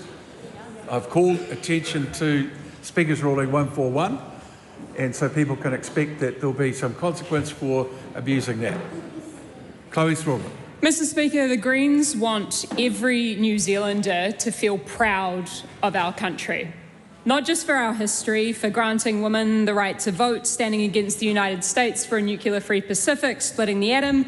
We want New Zealanders to feel proud of our country that they live in today. We want New Zealanders to be able to swim in their rivers, to be able to grow food in healthy soil, to catch abundant fish from our ocean to feed their families, to be able to afford their groceries, to be housed, to heat their homes, to have the right to a good education and a secure job, to innovate, to create, to have fun. We want New Zealanders to be happy, healthy and safe, unified. But Mr. Speaker, this government is telling us, computer says no. Today they have released a budget which tells us that they have no hope, no plan, no ambition and no vision for this country. Unless, of course, that hope, that vision and that plan is just what we see here, allowing corporations to profit handsomely off the misery of regular New Zealanders, subsidising and supporting the very fossil fuels that Treasury's BFU tells us are the major vulnerability in our economy. This is not a cost of living crisis, it is a cost of greed crisis. So Christopher Luxon and Nicola Willis, aren't you sick of pretending that there is no money? Because the National Party can find money when it wants to. And I'm not just talking about their rich lister donations. In the last 2 years, they have found billions in their budgets in the tax cuts for landlords, tobacco companies, and the wealthy and sorted. There has been billions for fossil fuel production, billions and billions to meet Trump's request to spend up large on new military equipment. So they've taken billions and billions from the poorest New Zealanders, cutting access for the homeless to emergency housing and cutting access to benefits, while thousands of New Zealanders are being pushed out of their jobs by this same government to the highest number since 1994. The year that I was born, Mr. Speaker. And the books today show us that unemployment will in fact be higher in the next few years as a result of the decisions that this government was just clapping for than were forecast in December. That means another 6,500 New Zealanders will lose their jobs thanks to the decisions of Christopher Luxon. These books show us that Christopher Luxon's responsible fiscal management has resulted in further downward revisions of GDP growth forecasts. Treasury today has also warned that his obsession with fossil fuels will raise costs for households and for businesses, which can slow spending, investment, and the very growth that they love to crow about, ultimately reshaping our economy's structure and lowering our output and economic performance. It's dressed up in a heck of a lot of fancy language, but today the government is effectively choosing where our collective resources will go and who gets to be in charge of this country, who really gets to make decisions. And throughout this week, Christopher Luxon has shown us, albeit being dragged kicking and screaming into broad daylight, as to who he sees it is his job to serve. We have seen laws stripping people's right to hold big polluters accountable, originally actually drafted by the country's largest polluters, Fonterra and RNZ Energy, introduced by this government with glee. And the Greens have exposed that the government is taking on an extra $1.5 billion more in debt in order to try and quietly cover the tracks of their failed climate policies. Mr. Speaker, this is why it is so important to understand that every time that this government makes decisions to push more of our country's wealth up to the top, they are also damaging our democracy. Fewer and fewer people get less and less money and less influence, while more and more people are being left with scraps that they are being told to fight over. Those regular people are being told to not look up. So let's run through some important facts, because despite this government's best efforts to starve our economy, New Zealanders are slugging away and working hard, and we have been lucky with global commodity prices. So our economy is growing in size. But more and more people are getting poorer and poorer. And the government is cutting away investment in our basic collectively owned and operated public services. So our economy is growing, but regular people are getting poorer, and our government is shrinking while taking on more debt. So where is New Zealanders' money going? Well, just last year, the 100-odd households on NBR's rich list increased their wealth by almost $8 billion in 1 year. Supermarkets are making $1 million a day in documented excess profit. Power companies' net profit worth $457 million in just the second half of last year. Banks raked in profits of almost $7 billion in 2025. That is $1,248 in profit for Australian banks for every single New Zealander. But our economy is worth $445 billion. It's actually bigger than it's ever been. Yet our hospitals and our schools and our nurses and our doctors and our teachers who staff them are struggling. Our firefighters are striking twice a week because the fire trucks meant to save lives are falling apart. But those public services don't fail overnight. When we don't invest in them properly, those services get slower, more stretched, and further away with every year that passes. And there's a word for that: austerity. It is how you break a country in slow motion. This government is boasting today about new money for health and education. But once you actually count inflation, a growing and ageing population, and what it really costs to deliver these things, much of that record investment is actually a cut in everything but name. This government, Mr. Speaker, will do anything in order to avoid taxing the mega-rich. They'll take our school kids' lunch money. They've made real-term cuts to our schools and to early childhood education, meaning higher fees for parents. They have cut $300,000 from programs that help New Zealanders with energy hardship when record numbers are struggling to pay their power bill. They have raided millions of dollars from food banks and taken away almost $700 million from public housing tenants. I guess just some of us are entitled to our entitlements. Their decisions will close down sexual violence prevention services. Christopher Luxon promises growth means more money in our economy. And actually, he is right about that. But what he's not being straight up and honest about is that he knows that that growth is not being shared. He knows that under his economic rules, that wealth goes straight to the top.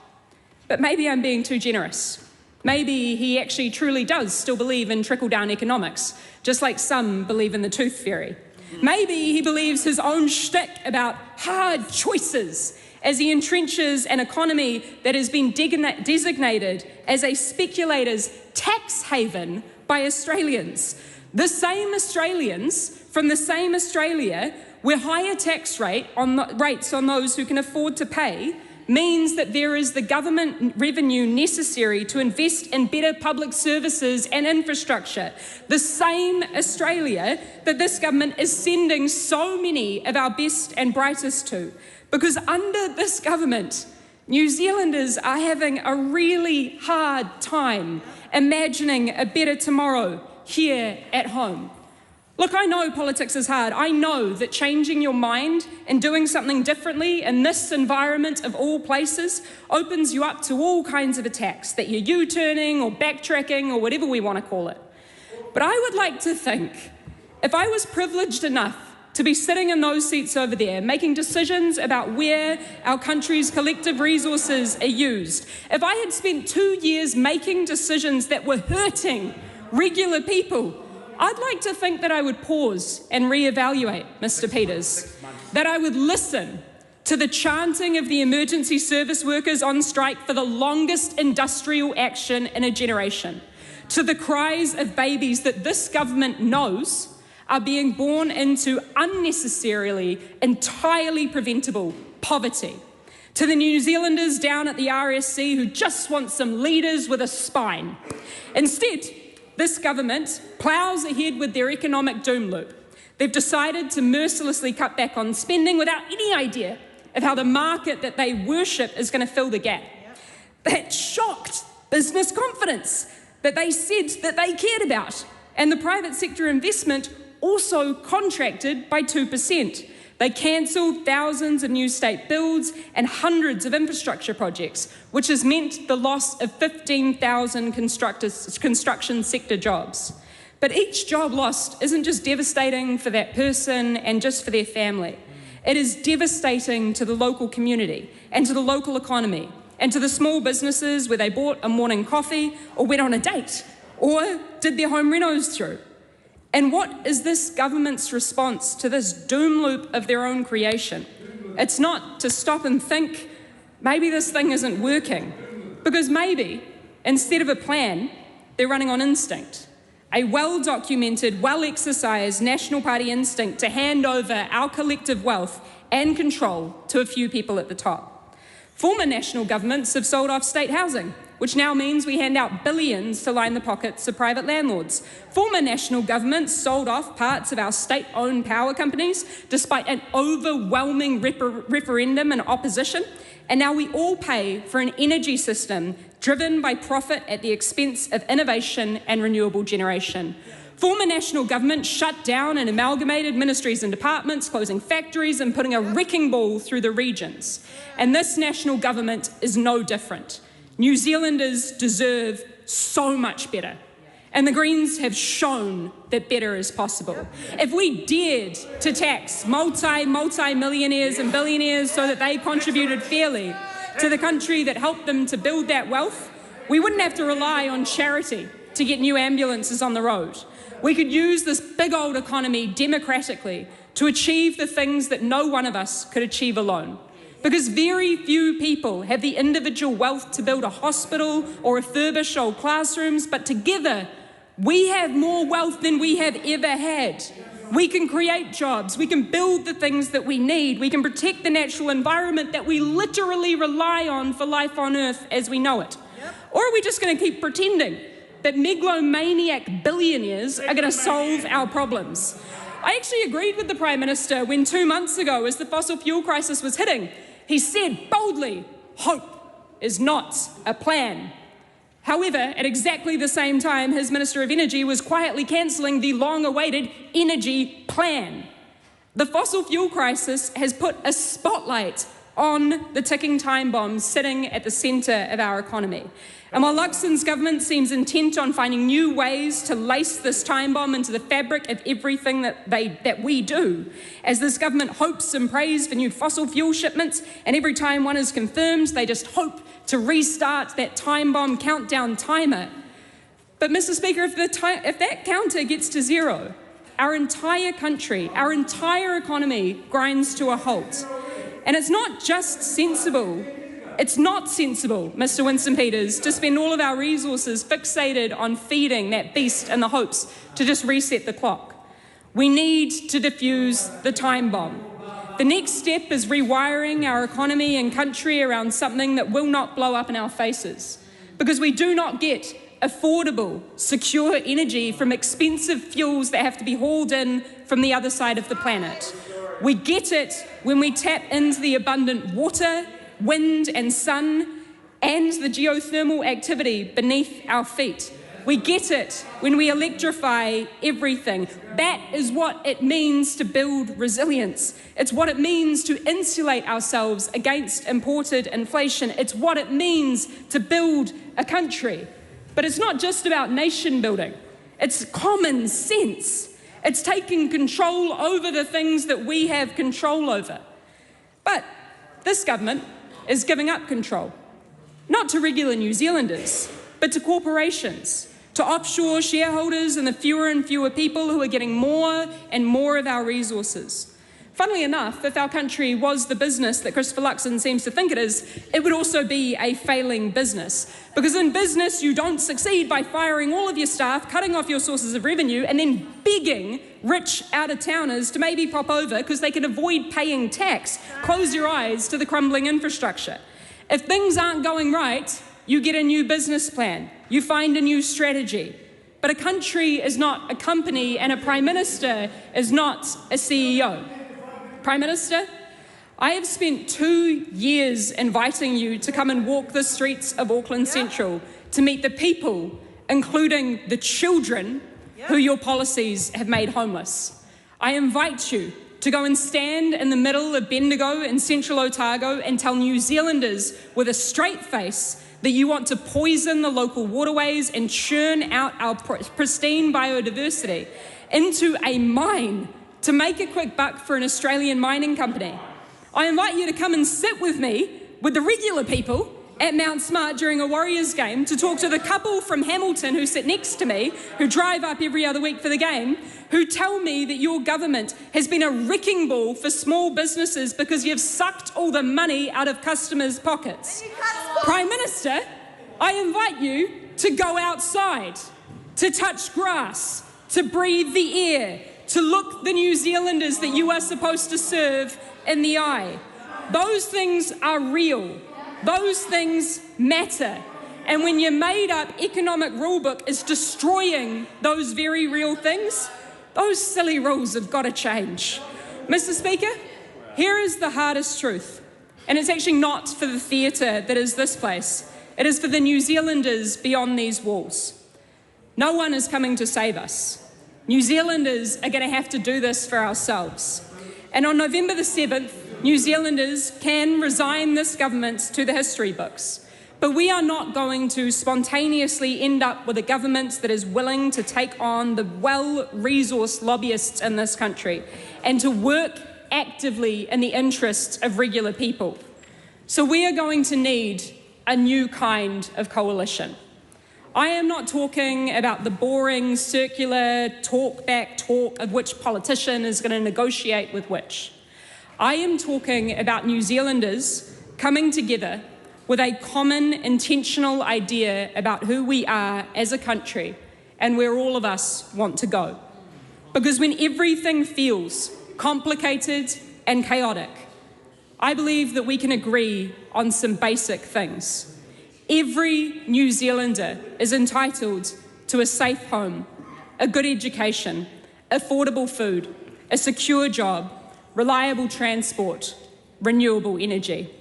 Those are the non-negotiables that every New Zealander is entitled to, and they can be the building blocks to help us rebuild our country for all of us.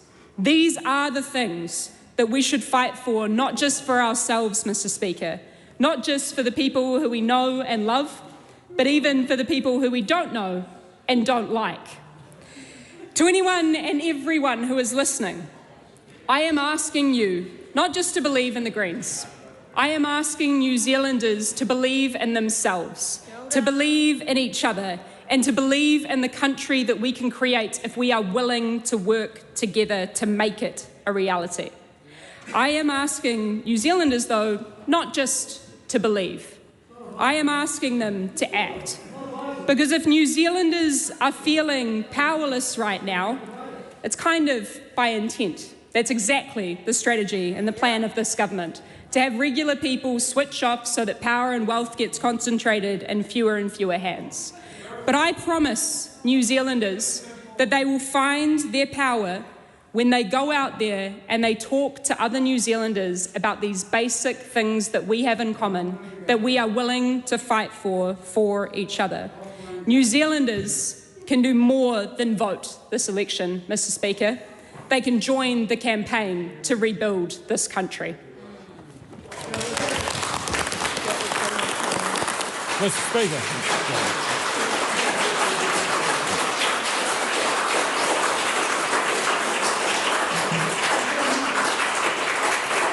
The Honourable David Seymour. Mr. Speaker, there are easy lies and there are hard truths. And after years of easy lies about our nation's finances, we are coming to the hard truths. We cannot spend and borrow our way to prosperity. We have to pay the bills and we have to balance the books. And finally, in this budget, we are bringing together the hard truths to chart a course to honest prosperity where we pay our way, we balance the books, and people can again afford to live comfortably because the government is managing its money as carefully as they've been forced to manage their own. This budget is backing the hard-working people who get up and make a go of it while cutting the things that don't work to provide more of what does. And Mr. Speaker, it is, I think, a tribute to three parties working together, Associate Finance Ministers and a Minister of Finance from ACT, National and New Zealand First, coming together to create this third budget of our three-party coalition. That is a triumph that is better than our worst enemies' worst nightmares, that we are able to deliver in challenging times, in the middle of a global oil shock, a pathway to a balanced budget earlier with no new taxes. And that is the choice that countries are facing around the world, because there's two paths to balancing the books. There is either tax more or spend less. And as I remember Nicola Willis once saying, we don't have a revenue problem, we have a spending problem in government. So if you want to solve the problem of borrowing and deficits, then you must get on top of wasteful government spending. And there's a contrast opening up, not just across the divide of this aisle, but across the Tasman Sea. Because you look across the ditch, and we're not feeling like the lucky country so much now, are we, Cobber? I mean, those guys are going to have deficits through to 2035 and new taxes to try and balance their budget. And what that tells you is that if you try to squeeze people until the pipsqueak, if you believe the path to prosperity is to take money from anyone you can find that has it until nobody wants to create wealth in your country, then eventually you will all be poor. In fact, the only thing that socialist thinking has done for the poor is given them a lot more company. And that's why, Mr. Speaker, this budget is just what the doctor ordered. The spending amount, the new spending was going to be $2.4 billion in December. It's now going to be $2.1 billion. That's $300 million less, but it's the same for the next 4 years. That's $1.2 billion less spending than was expected just 6 months ago. That is a triumph. And it's been done with a plan to have fewer government departments and fewer bureaucrats. It's just what the doctor ordered, and it's something the ACT Party doctor was prescribing years ago. It's a prescription that has become increasingly popular.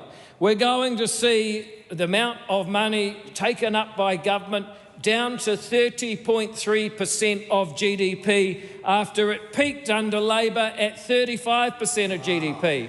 That means that for every dollar in the economy, we are saving people $1 by spending less every year for every $20. That is the kind of progress towards a smaller, more efficient government that we need. And what are the dividends? Over 200,000 new jobs forecast, 2.7% economic growth year on year, and the surplus coming forward a whole year to the 28-29 year. This is a government that is fixing what matters, and what matters is not finding new taxes and new revenue tools, but fixing the spending to do more for less. And on that, this budget will be familiar to many New Zealanders, to many households. It will be familiar to many businesses who have to cut something that doesn't work if they see something they want to spend on that's new. That means that wherever we've spent something new, chances are it's come from the $1.7 billion in savings that we've been able to make. If you want something new, you have to make savings elsewhere. And finally, after years of thinking that somehow economic gravity did not apply to governments, especially those filled with Labor politicians, we have come back to earth, back to reality, because, oh, there goes gravity, and we are passing a balanced budget in just a few years, thanks to our responsibility. And these choices allow us to do a number of new things that I believe will ensure New Zealanders have the opportunity in education, the care in health, the safety in the streets, and the prosperity of knowing that actually your efforts can make a difference. If you make good choices, the deal can be kept. You can find yourself with a home and a career and a family and security by doing the right thing. For too many people, that's been lost for too long because the government's been sucking up any extra cream that they created. Well, Mr. Speaker, we're going to see $54 million more in Farm Act. All of these things made possible by saving more money.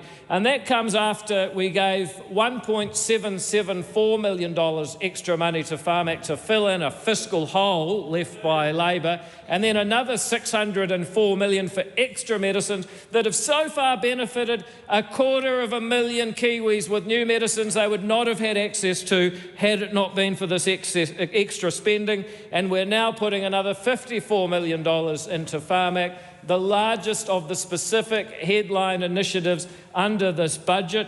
Farm Act and medicines have experienced a revolution. I'd like to thank all of my colleagues, and especially Todd Stevenson, who has been such a strong advocate for making better use of medicines. Mr. Speaker, it is now 7 years and 2 months and 13 days since I sat over there and stood against the whole Parliament against rushed gun laws. And I said, these people who have firearms, they are not actually bad people. What has happened is bad, but they do not deserve to be punished for it. And as a result, we, as the ACT Party, have stood up for the simple idea that, yes, firearms can be dangerous, and yes, we need to ensure that people are kept safe from them, but that shouldn't come at the expense of treating legitimate firearm owners with basic respect and dignity that is due to all law-abiding Kiwis. And with Nicole McKee, we see $45 million in this budget put towards a new firearm safety authority. It never should have been the police, and that will also ensure that those licence fees don't have to go through the roof to pay for it. They will be stable. All over the country, we see wilding pines sucking up water that could have been used to grow food and generate electricity. There's $79 million in this budget for Andrew Hogarth's initiative to cut down those wilding pines. And you might have seen on TV1, he's already started. He's not the kind of politician that leaves it to other people. And then with Simon Court and my good friend Chris Bishop, we have seen enormous effort to fix perhaps the biggest handbrake on New Zealanders' opportunity in this country, and that is the bureaucracy called the Resource Management Act that has made it so easy for so many people to say no, leaving a whole lot of people wondering, when on earth are we going to start saying yes in this country? Well, I'm proud that we have a Resource Management Act currently before Select Committee, coming back to this House soon, that will put property rights at the centre of resource management law.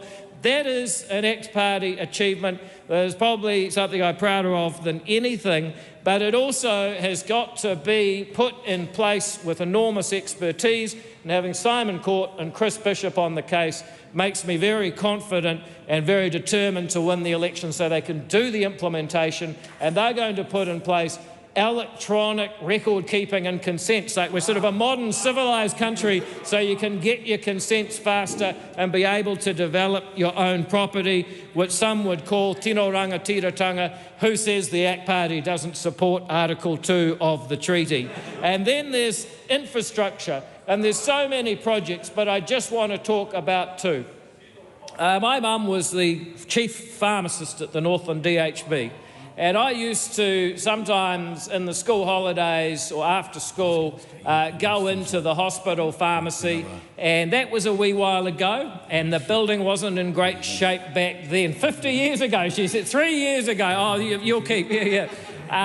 It was a while ago, and the building was not in great shape then. To see Whangarei Hospital built for the people of Northland and restored, I think, is a long overdue investment. And the Waikato Expressway, whenever I venture down south past the Bombays, I'm brought to life by the amount of energy in that part of the country, the Golden Triangle, and we have a road that is ready to go, has a benefit-cost ratio, or as Julianne Genter would say, a BCR of 3.2, to ensure that we're getting real economic growth and opportunity in that very fertile part of the country. We're also doubling the number of training apprentices.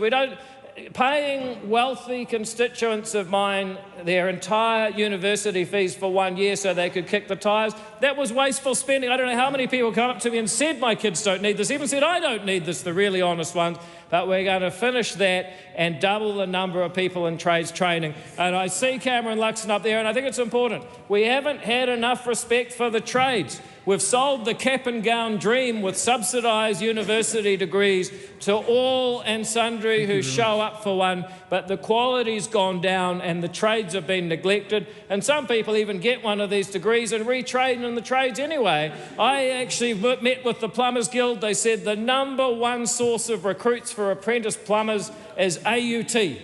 I'm not saying there's anything wrong with AUT, but that's what they told me, and we are slowly rebalancing from this oversold cap and gown dream to a practical reality of trades training.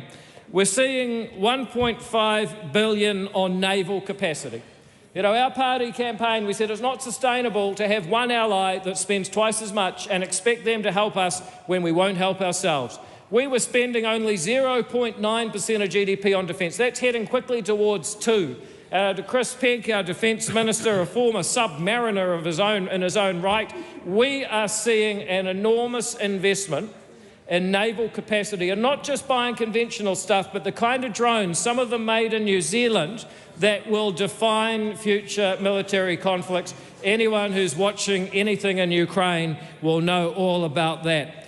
I'm pleased to see $40 million in uplift for early childhood centres. We're deregulating, we're cutting the red tape, but they face cost pressures and they're getting a 1.5% uplift, which critically will begin on the 1st of July. They don't have to wait until the end of the year like they normally do under budgets. That money will start flowing. There will be additional funding for people who are bringing up the youngest New Zealanders.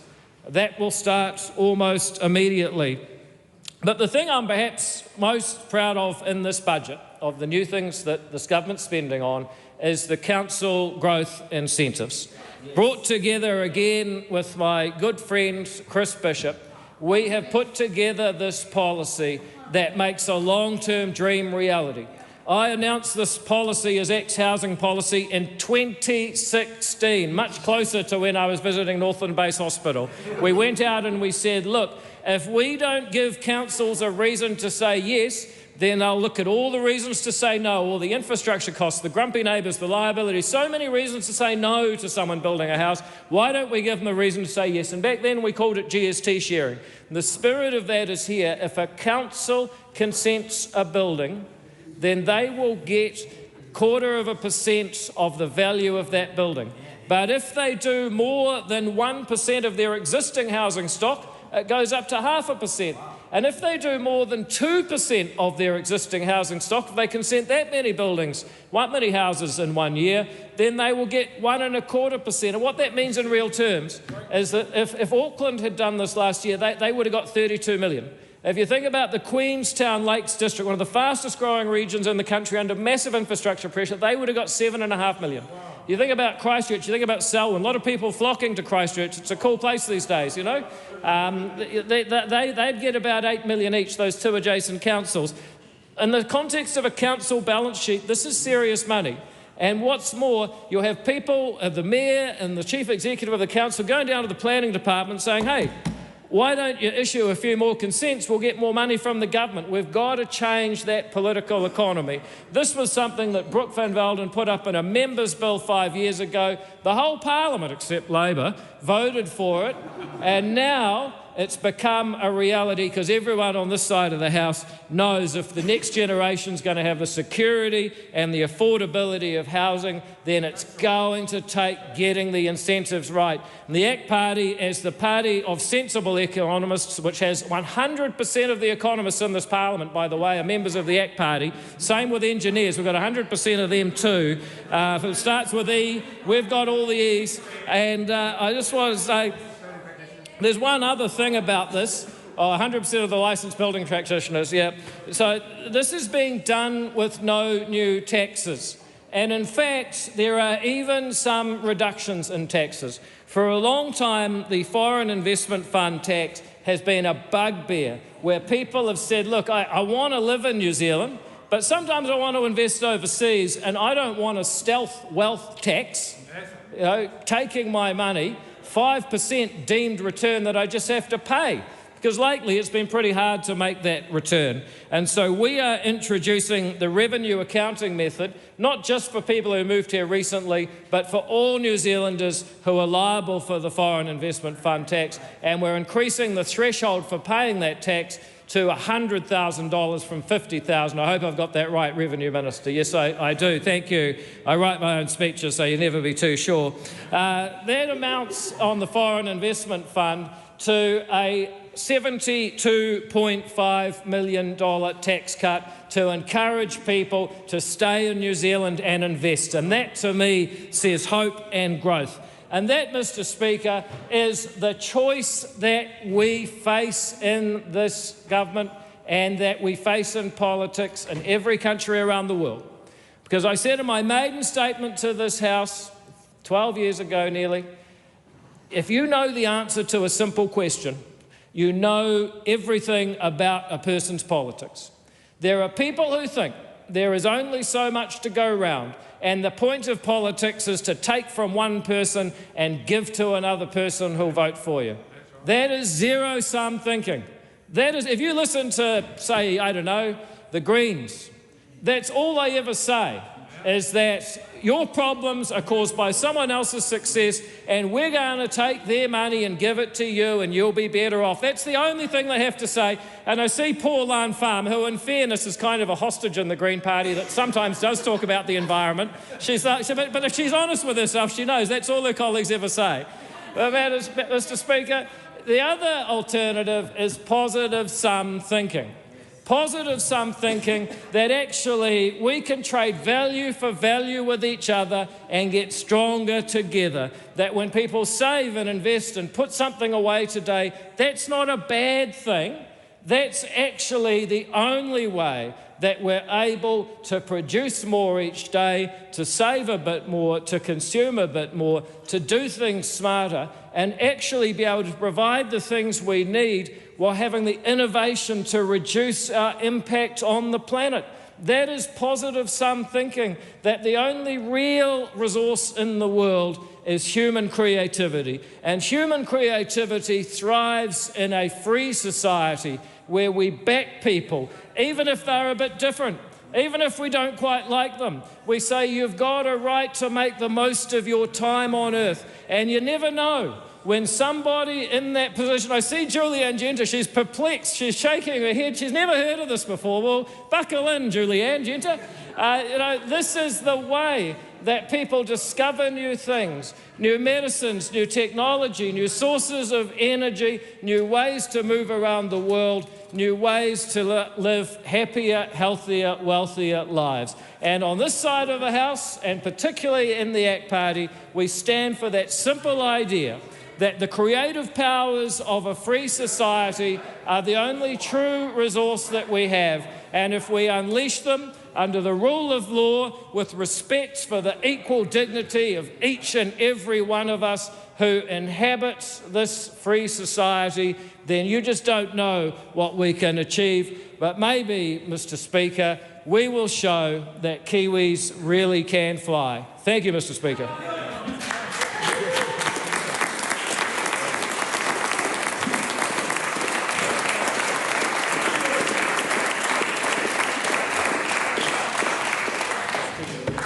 The Honourable Shane Jones. Thank you, Mr. Speaker. In about 20 weeks, we will be trotting off around the country and New Zealanders will be making their way to the ballot box, casting, offering their views and showing who they prefer to run the country. We've just heard from the Leader of the Opposition as to why the nation should prefer his menu of rhetoric, his preferences, without that individual offering one concrete idea as to why New Zealanders should move from this side of the House over there. That is a classic case of him believing vacuous-sounding rhetoric, saveloy, sausage. I was about to say pie eating, but I enjoyed the power pie the other day. But other gimmicks that sadly New Zealanders have begun to see as the distinguishing feature on that side of the House. Not one single policy intervention, not one concrete idea, not one justification as to why they condemned New Zealand to the state of penury, fiscally speaking, where we find ourselves. We are not in a position, Mr. Speaker, to offer a budget of glitz, of fiscal profligacy. We are rebuilding the nation. We are rebuilding the economy. If anything, it's a brick house budget. And the analogy is when you're rebuilding something brick by brick, you have to start with the foundations, Mr. Speaker. And that is why one of the most handsome features of this budget, and I have to acknowledge my colleague, the Minister of Infrastructure, is the substantial amount of capital that this government, facing straitened circumstances, has put into capital projects. Just to give a little bit of background, Mr. Speaker, the size of our GDP is $450 billion. Now, sadly, Treasury tells us that we have rather challenging growth trajectories in front of us, sub 3%. I personally would love to see it much higher. 3% is at the very bottom range of what New Zealanders expect us to do. However, we are still stuck with the overhang of what we inherited as a consequence of the massive spend up on that side of the house. But when you do take an approach of rebuilding your economy and starting with the foundations, you need capital projects that are ready to be assembled, ready to be delivered. But for that, Mr. Speaker, you need people who think and who represent the public in the state service who are capable of delivering. Look no further than what our government inherited than the Dunedin Hospital. A project driven by the last government left us with some very difficult capital project choices. Fortunately, we were able to make them. Fortunately, we were able to find the money as a coalition government, but boy, there are some sobering lessons in there. We need to ensure that our civil service is fit for purpose. We need to ensure going forward, when we spend 6% of GDP on capital projects, which basically means $27 billion, i.e. 50% of that is the Crown, the next 25% is local government, the last 25% is private sector, including gentailers and other entities that are regulated in terms of their earnings, although you know as well as I do the gentailers aren't regulated, but Taiho, more on that during the upcoming election. So yes, it is a rebuilding budget. Of course, it's not the budget we thought we would enjoy passing back in 2023. However, when You are confronted by geopolitical challenges and unwanted outbursts of hostilities in the Middle East, the imposition of uncertainty coming from the United States of America, then it does require skillful navigation. It does require a reordering of priorities. But that requires fiscal stewardship, not these empty promises from this side of the House, not these hackneyed phrases that somehow there's a fiscal tree that you can shake every week, every month, and golden apples will just float around on the ground, and that you don't ever have to take account as to who's funding them. So yes, New Zealanders, this may not be the budget that you hope to see in the context of an election year, but we are rebuilding, coming from a set of challenging circumstances, the foundations of your economy, with new hospitals, with new roads, with a revamped military, with energy. It's not our fault that firms up and down New Zealand find themselves marooned as a consequence of the Labour Party closing down the oil and gas industry, refusing to spend any money on finding other sources of energy. That fell, with due modesty, to the man standing in front of you, to find the money to ignite the investment in oil and gas with the $200 million, to underwrite the new investment in geothermal energy, to underwrite the new frontier developments in terms of nuclear energy, to underwrite the developments of hydrogen. New Zealanders, these may not be the most sexy things in the middle of an election year, but unless we sink deep the foundation poles of our economy in the capital sense, we will struggle. We will struggle, and please do not buy in to the hollow, empty promises. Sadly, they believe by saying nothing and keeping a small target, either on the forehead or the back, that votes will fall like leaves in an autumn storm into their electoral kitty. I have more faith, Mr. Speaker, in the belief system of the average Kiwi for us as a country to fall into that rubbish. No better remedy lies in rebuilding your country than investing in young people, rangatahi.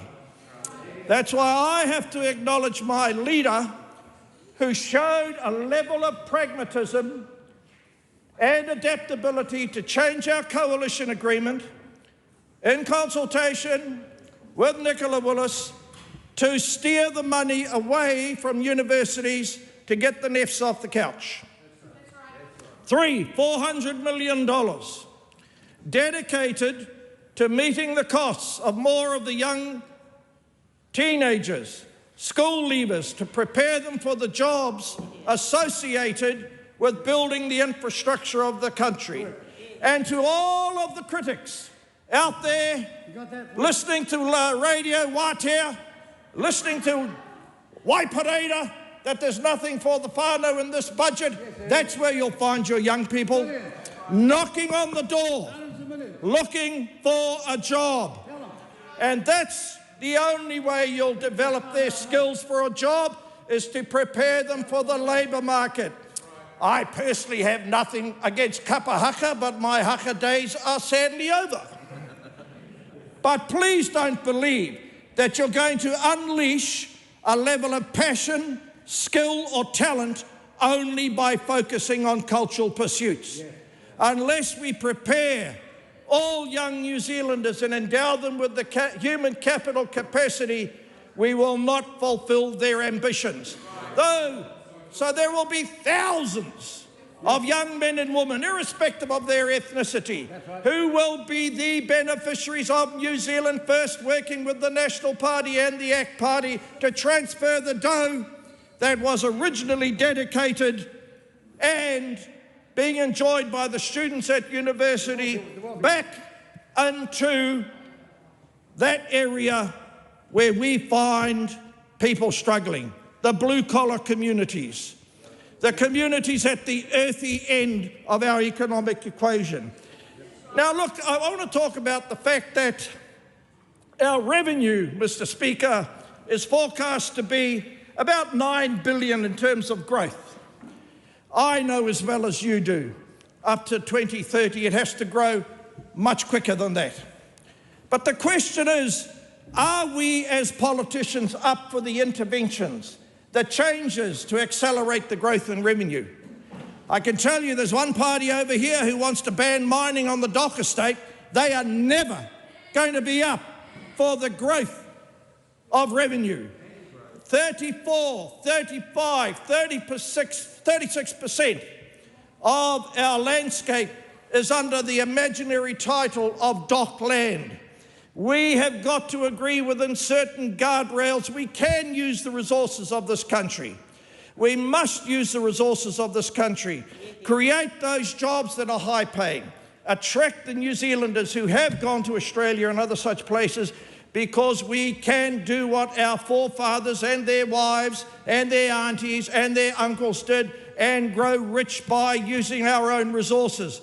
Because without a growth narrative, we will not achieve what we expect our children and hope that our children will achieve. Now, it's important that I move on and talk about another area of uncertainty in New Zealand society. As we have sought, Mr. Speaker, to boost the size of our New Zealand population through immigration, and we've changed the demography of our country, it's heartening to see nigh on $20 million has now been dedicated to cope with migrant exploitation. And to all of the naive scribblers with their breathless belief that somehow by boosting uncritically our population and remaining blind to the opportunities that are exploited within those communities to do wrong to their own, we cannot remain blind to those practices. They are rampant. Therefore, the labour inspectors need to be a lot more vigilant. And if it's good enough for all those cuzzy bros of mine on the Tide Awhiti in the East Coast to be snapped every month bringing illegal power back to shore, I expect to see the illegality rampant in those migrant communities snapped on television, on the radio, in the media, so that sunlight shows it offends what it means to be a New Zealander. And to watch that level of exploitation, watch that level of criminality offending every tenet of our Judeo-Christian background in New Zealand to satisfy what? A new wave of migration to keep a small cast of employers happy? I can't wait for the campaign to begin so I can really ramp my rhetoric up about that. So full marks for the migrant exploitation allocation. That sits almost as comfortably with New Zealand First as the $50 million for frontline policing. I am that part of the rose tree between these two petals. The two police ministers on either side of me, and I want to acknowledge their efforts for the $50 million of frontline policing. Now I won't continue the analogy. There are, Mr. Speaker, some deluded souls who regard policing as an affront and an attack on Indigenous rights. Sadly, members of that political movement are akin to the Moa, soon to be extinct. They misrepresent the bulk mainstream Māori opinion in our New Zealand society. No one should fear the police. However, all should be capable of holding the police to account, because they are not only the protectors of the community, safeguard our standards, but they know they operate under the law. And when we rely upon the law, we need to know that the police will be visible. We need to know that a new cadre, a new group of New Zealanders will be attracted to represent their communities and uphold the standards of what it means to belong to a secure, safe element in our society. Now, there has been a mad rush to claim authorship for the money associated with the road ambulance service. I know it's often said that success has many authors and failure is an orphan. Once or thrice in my career, I have been described as an orphan. However, we should all celebrate the fact that these are frontline service workers. We have managed in the final budget over our 3-year journey to address the needs, the interests and support our fellow Kiwis delivering those essential services. Men and women often overlooked, and indeed I know there are people in this House, including Minister Watts, who have volunteered of their time and actually been members of this distinguished group of New Zealanders. So it's a matter of great pride for my leader and our caucus to have played a small role in contributing to the resilience associated with that group of Kiwis. I can't go much further before I finish this speech and remind everyone about the fuel resilience challenges. We most certainly can no longer continue blindly into the future and ever allow ourselves to be held hostage to Hormuz ever again. Sadly, it was Megan Woods, in her fanciful belief that somehow New Zealand, under her leadership, and that political refugee from electoral justice, otherwise known as Jacinda Ardern, that somehow by closing down the refinery, New Zealand would save the planet. We now learn 720 million litres of storage was destroyed. I shall be there very soon. I shall be celebrating the arrival of the diesel storage, a recommissioned $100 million tank funded by a $1.2 billion fund negotiated by Winston Peters at the formation of the last government. The $1.2 billion fund reflected the 2023 coalition government. There will be another coalition, God willing, agreement, 2026-27. I don't want to be boastful and talk about what that figure will be. That's really up to the electorate, but those matters lie in the future. We have put Pūtea aside. We have put money aside, 150 million plus, to ensure in the event circumstances do worsen, we are not so flinty, Mr. Speaker. We are not so short-sighted that we won't allocate the necessary fiscal succour to keep our economy turning over. Yes, it's important that we retain an eagle eye over the scale of the size of the state. But this party will never buy in to these very shallow Thatcheristic ideas that we can walk away and completely trust the market. That's just never, ever going to happen in terms of any government that Winston Peters, myself and our caucus are blessed to be a part of, which is why we don't actually believe it was a bad thing to spend money to secure resilience. We look forward in the future forming other governments to protect firms that we've done through the $1.2 billion gas resilience fund, i.e. the bank guarantee.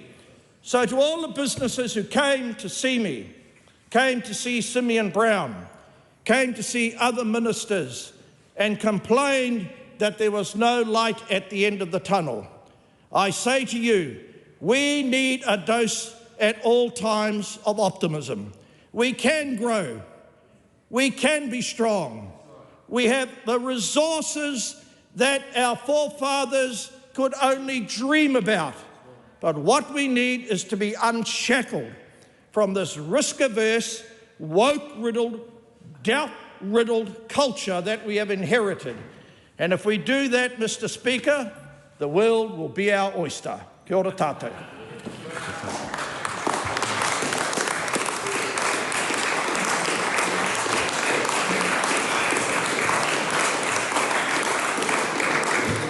Mr. Speaker, thank you for that, New Zealand First. I didn't expect applause this afternoon. Mr. Speaker, all I want to say is that they don't really care about us. Throughout this term of Parliament, Māori voices have been consistently denied, and today, Te Pāti Māori rises to give its contribution on one of the most important debates before November's election. Here's the gist of it. Overall, Māori got 0.24% of the budget. Non-Māori got 13.4 billion increase, and Māori lost 34 million.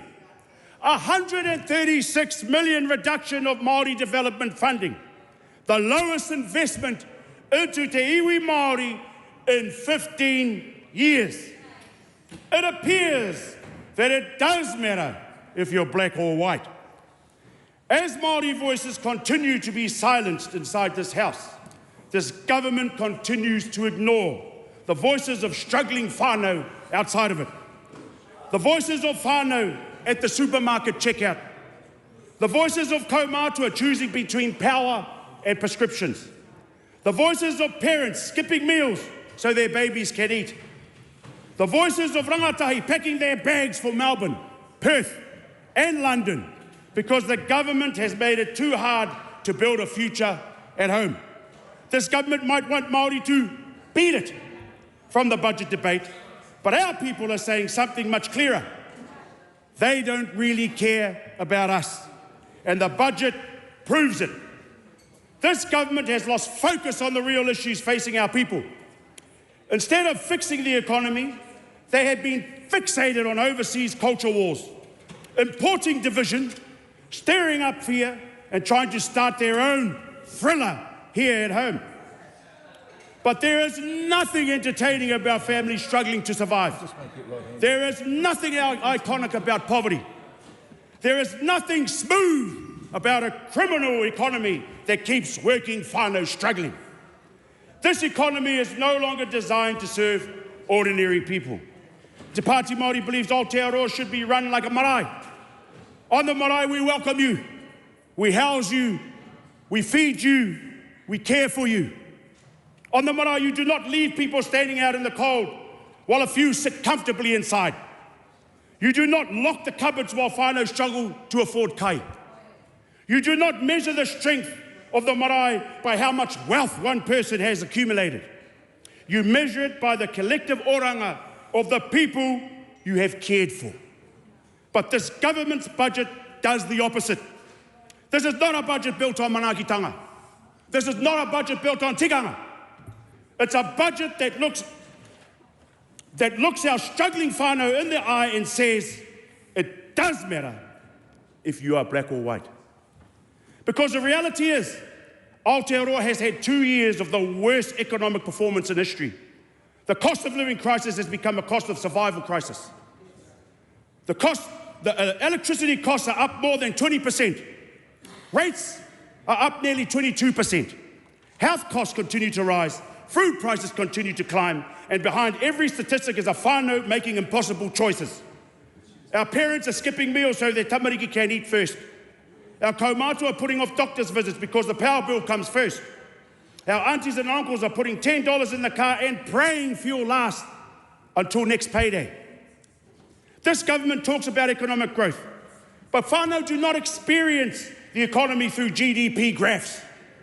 Whānau experience this economy at Pack and Save, at the petrol station, when the rent comes out and when power bill arrives. Our people are asking, will you be there? Will this government be there for workers? No.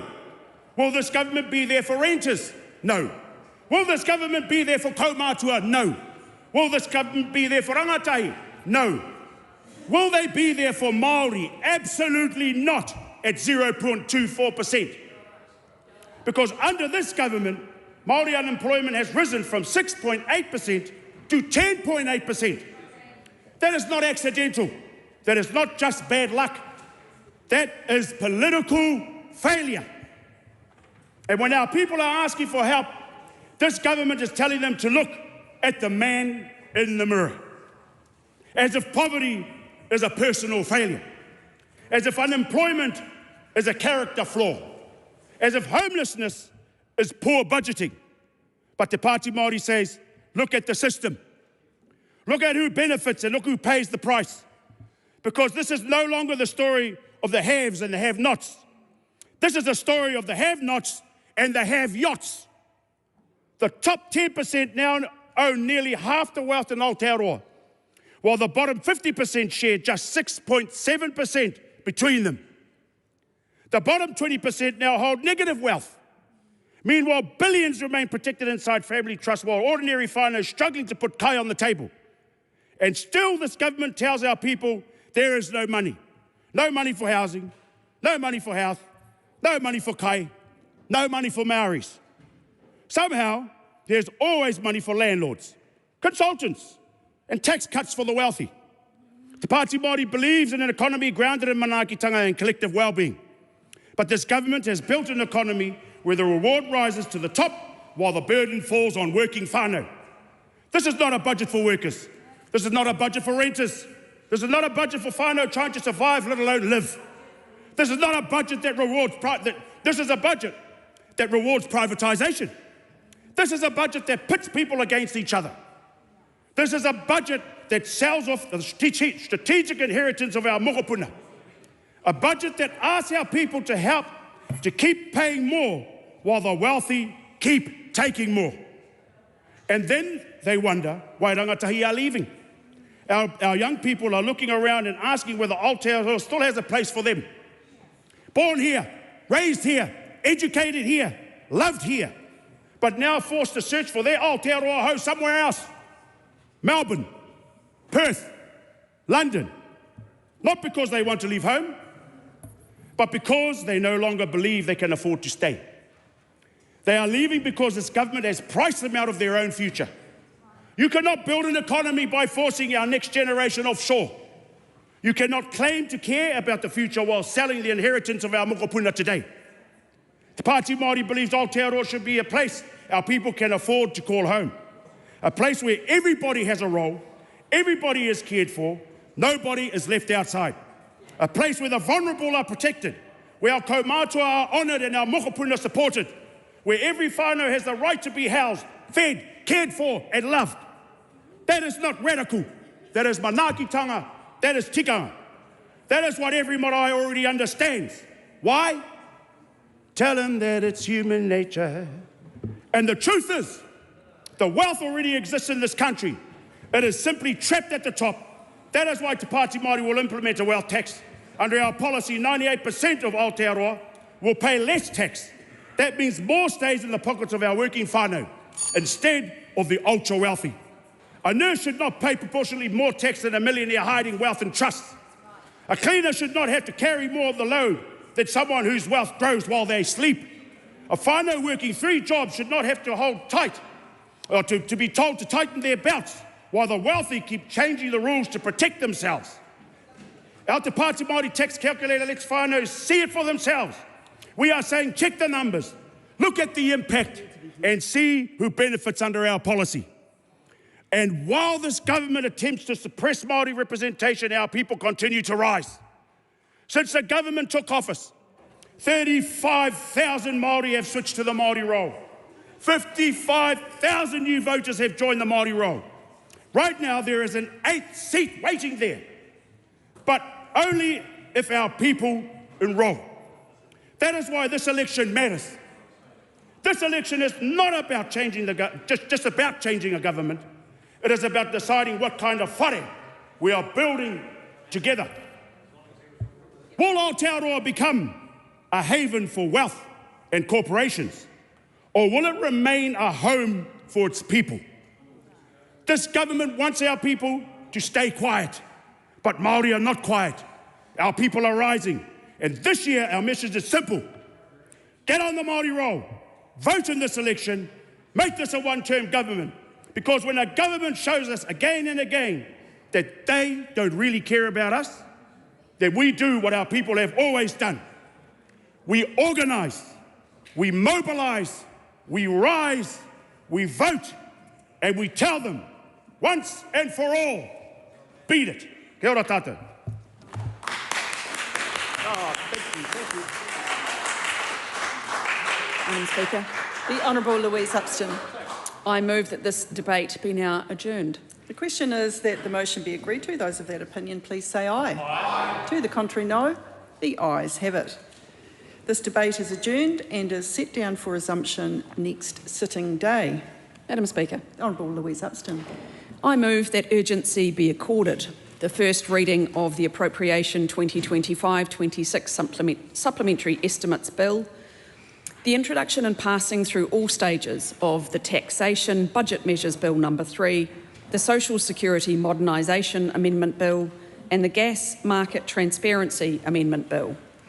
The third reading of the Regulatory Systems Internal Affairs Amendment Bill and the Credit Contracts and Consumer Finance Amendment Bill, and the remaining stages of the Financial Service Providers Registration and Dispute Resolution Amendment Bill and the Patents Amendment Bill. Madam Speaker, today we are moving urgency for budget legislation, as is done each year. The Taxation Budget Measures Bill is being progressed through all stages to give effect to budget-related tax measures that will enhance economic growth.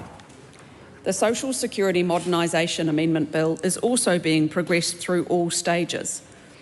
This bill will enable MSD to administer the welfare system more efficiently and accurately and achieves forecasted savings from Budget 25. The Gas Market Transparency Bill will progress through all stages to secure New Zealand's energy future by ensuring ministers have powers to increase transparency on gas usage and supply. There are also 4 bills currently on the order paper which the government intends to pass in this budget urgency motion. The Regulatory Systems Internal Affairs Amendment Bill will have its third reading. This bill needs to be enforced by the 1st of July so that the insurance sector has the correct calculations for the end of the year. The Credit Contracts and Consumer Finance Amendment Bill likewise has the third reading scheduled. This is so that the legislation can be enforced by the 1st of July to avoid unnecessary costs on businesses and consumers. The Financial Service Providers Bill and Patents Bills are progressing through the remaining stages. The Financial Service Providers Bill will provide guidance and independence of dispute resolution schemes. The Patents Bill will fill a gap in the legislation and is a good sense, widely supported bill which was agreed to in 2020. Those of that opinion, please say aye. Aye. To the contrary, no. No. The noes have it. A party vote is called for, Madam Clerk. New Zealand National. 48 votes in favour. New Zealand Labour. 34 votes opposed. Green Party of Aotearoa, New Zealand. 15 votes opposed. ACT New Zealand. 11 in favour. New Zealand First. 8 votes in favour. Te Pāti Māori. 4 votes opposed. Taka Te Ferris. 1 vote opposed. Maramina Kapakingi. 1 vote opposed.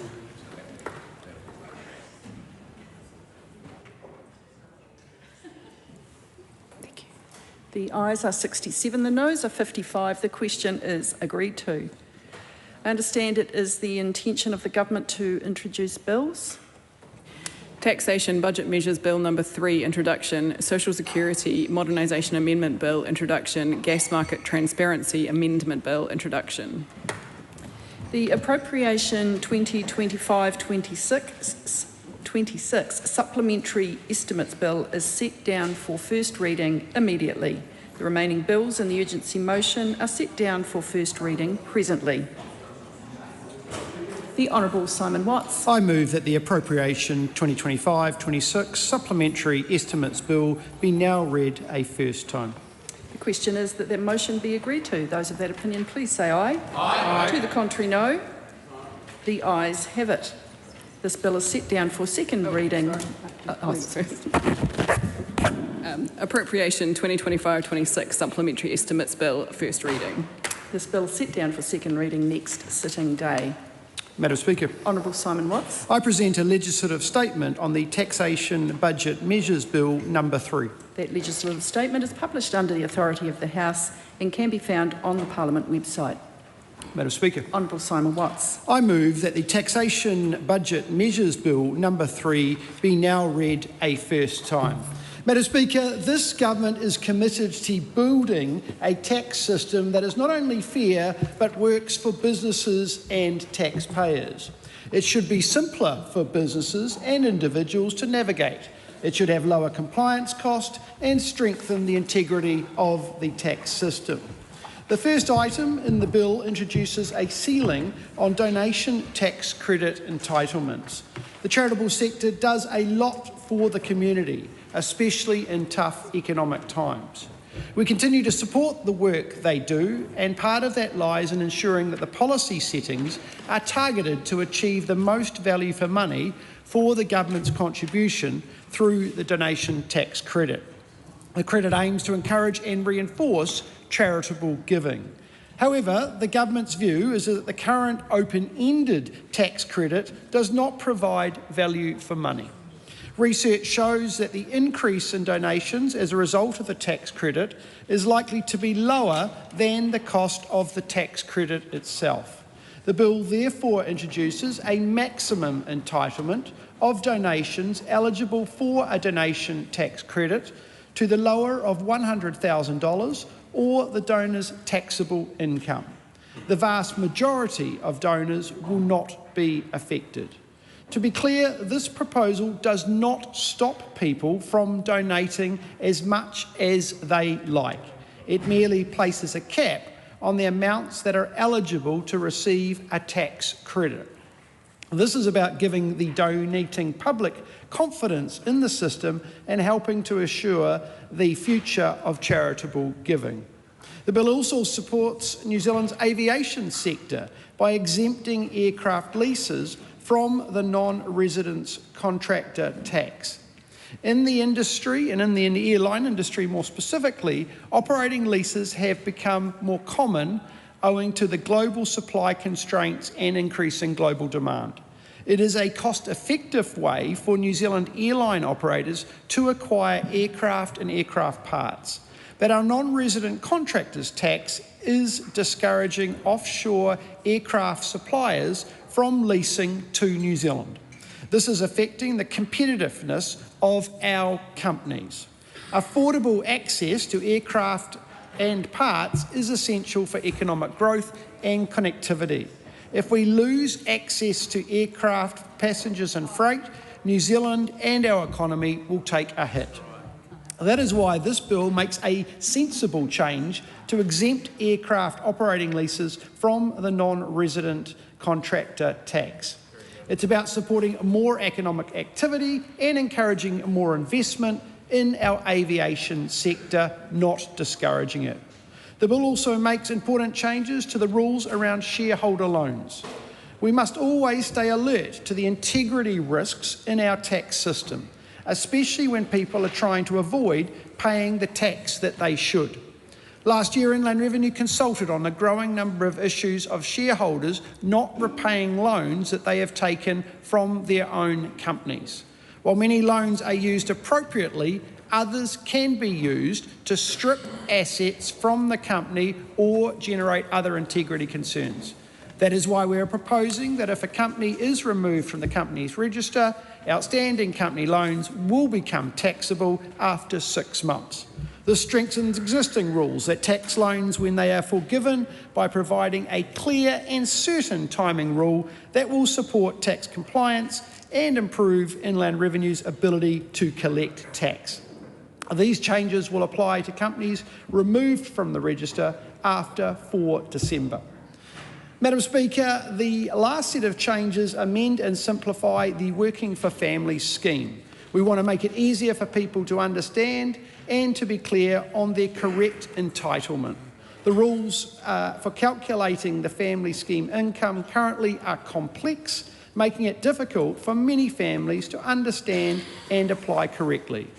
Part of the application process requires people to calculate their family scheme income, which involves deciding whether a range of income adjustments apply to their circumstances. The proposed amendments streamline these requirements by removing several income adjustments. It is about ensuring Kiwis who need support are getting what they are entitled to. We're also proposing to simplify the residence requirements for the working for families. All too often, families moving overseas fall into debt because they have struggled to understand the resident requirements for entitlement to working for families. Currently, there are different requirements for the principal caregiver and for the dependent child, leading to inconsistent outcomes for families in similar circumstances. We propose simplifying the residence requirements by requiring both the principal caregiver and dependent child to ordinarily reside and be physically present in New Zealand. This does not mean that people cannot travel. What it does mean is that families can travel overseas for up to 6 weeks at a time without affecting their working for families eligibility. Those travelling for longer and for specified situations such as family emergencies will be able to seek an exemption in order to continue to be eligible for those payments. Madam Speaker, this bill will strengthen our tax system. I therefore commend this bill to the House. The question is that the motion be agreed to. Madam Speaker. The Honourable Dr Zebra Russell. Madam Speaker, this budget and this tax bill are in some ways more notable for what they don't do than for what they do actually do. That's right. So we've already heard from around the budget, though there were some interesting measures in it, that in fact those at the bottom of the heap are getting nothing from this budget. In fact, they're getting more pain. We know that's coming through in subsequent bills. So a whole lot of stuff announced, but also a whole lot of gaps in this budget. And actually that's the same in an odd way with this tax bill. Now, the government announced a whole suite of tax measures today. It announced a whole set of changes around charities, around and not-for-profits, and that is sitting in today's tax bill. It announced some work on non-resident contractors' tax exemption for aircraft leasing, and that's in this tax bill. It announced some work on company loans to shareholders, and that's in this tax bill. It announced some changes to the family scheme income, and that is in this tax bill. But then there was a whole lot of material, a whole lot of things that the government announced that's sitting in the announcements around taxation and the budget announcements that is now sitting on the excellent website that the policy team at the Inland Revenue put together. There were to be some changes to the Foreign Investment Fund rules have been announced, but they're not in this tax bill. There were some changes to the financial arrangement rule to support migrants, but they're not in this tax bill either. There was some work on modernising non-resident contractors tax, not in this tax bill. There's some work been announced on the Research and Development Tax Incentive, not in this tax bill. There has been something announced around changes to fringe benefit taxes around vehicles, not in this tax bill. And they've announced some changes to the thin cap rules for foreign-owned banking groups, also not in this tax bill. So that's interesting, that this government has announced a whole lot of tax measures, but it's not announcing consultation on them or anything like that. It's not putting them in this tax bill. Why announce those measures on budget day if it wasn't going to put them in the budget legislation? Not in the budget leg. So that is, I think, a real gap.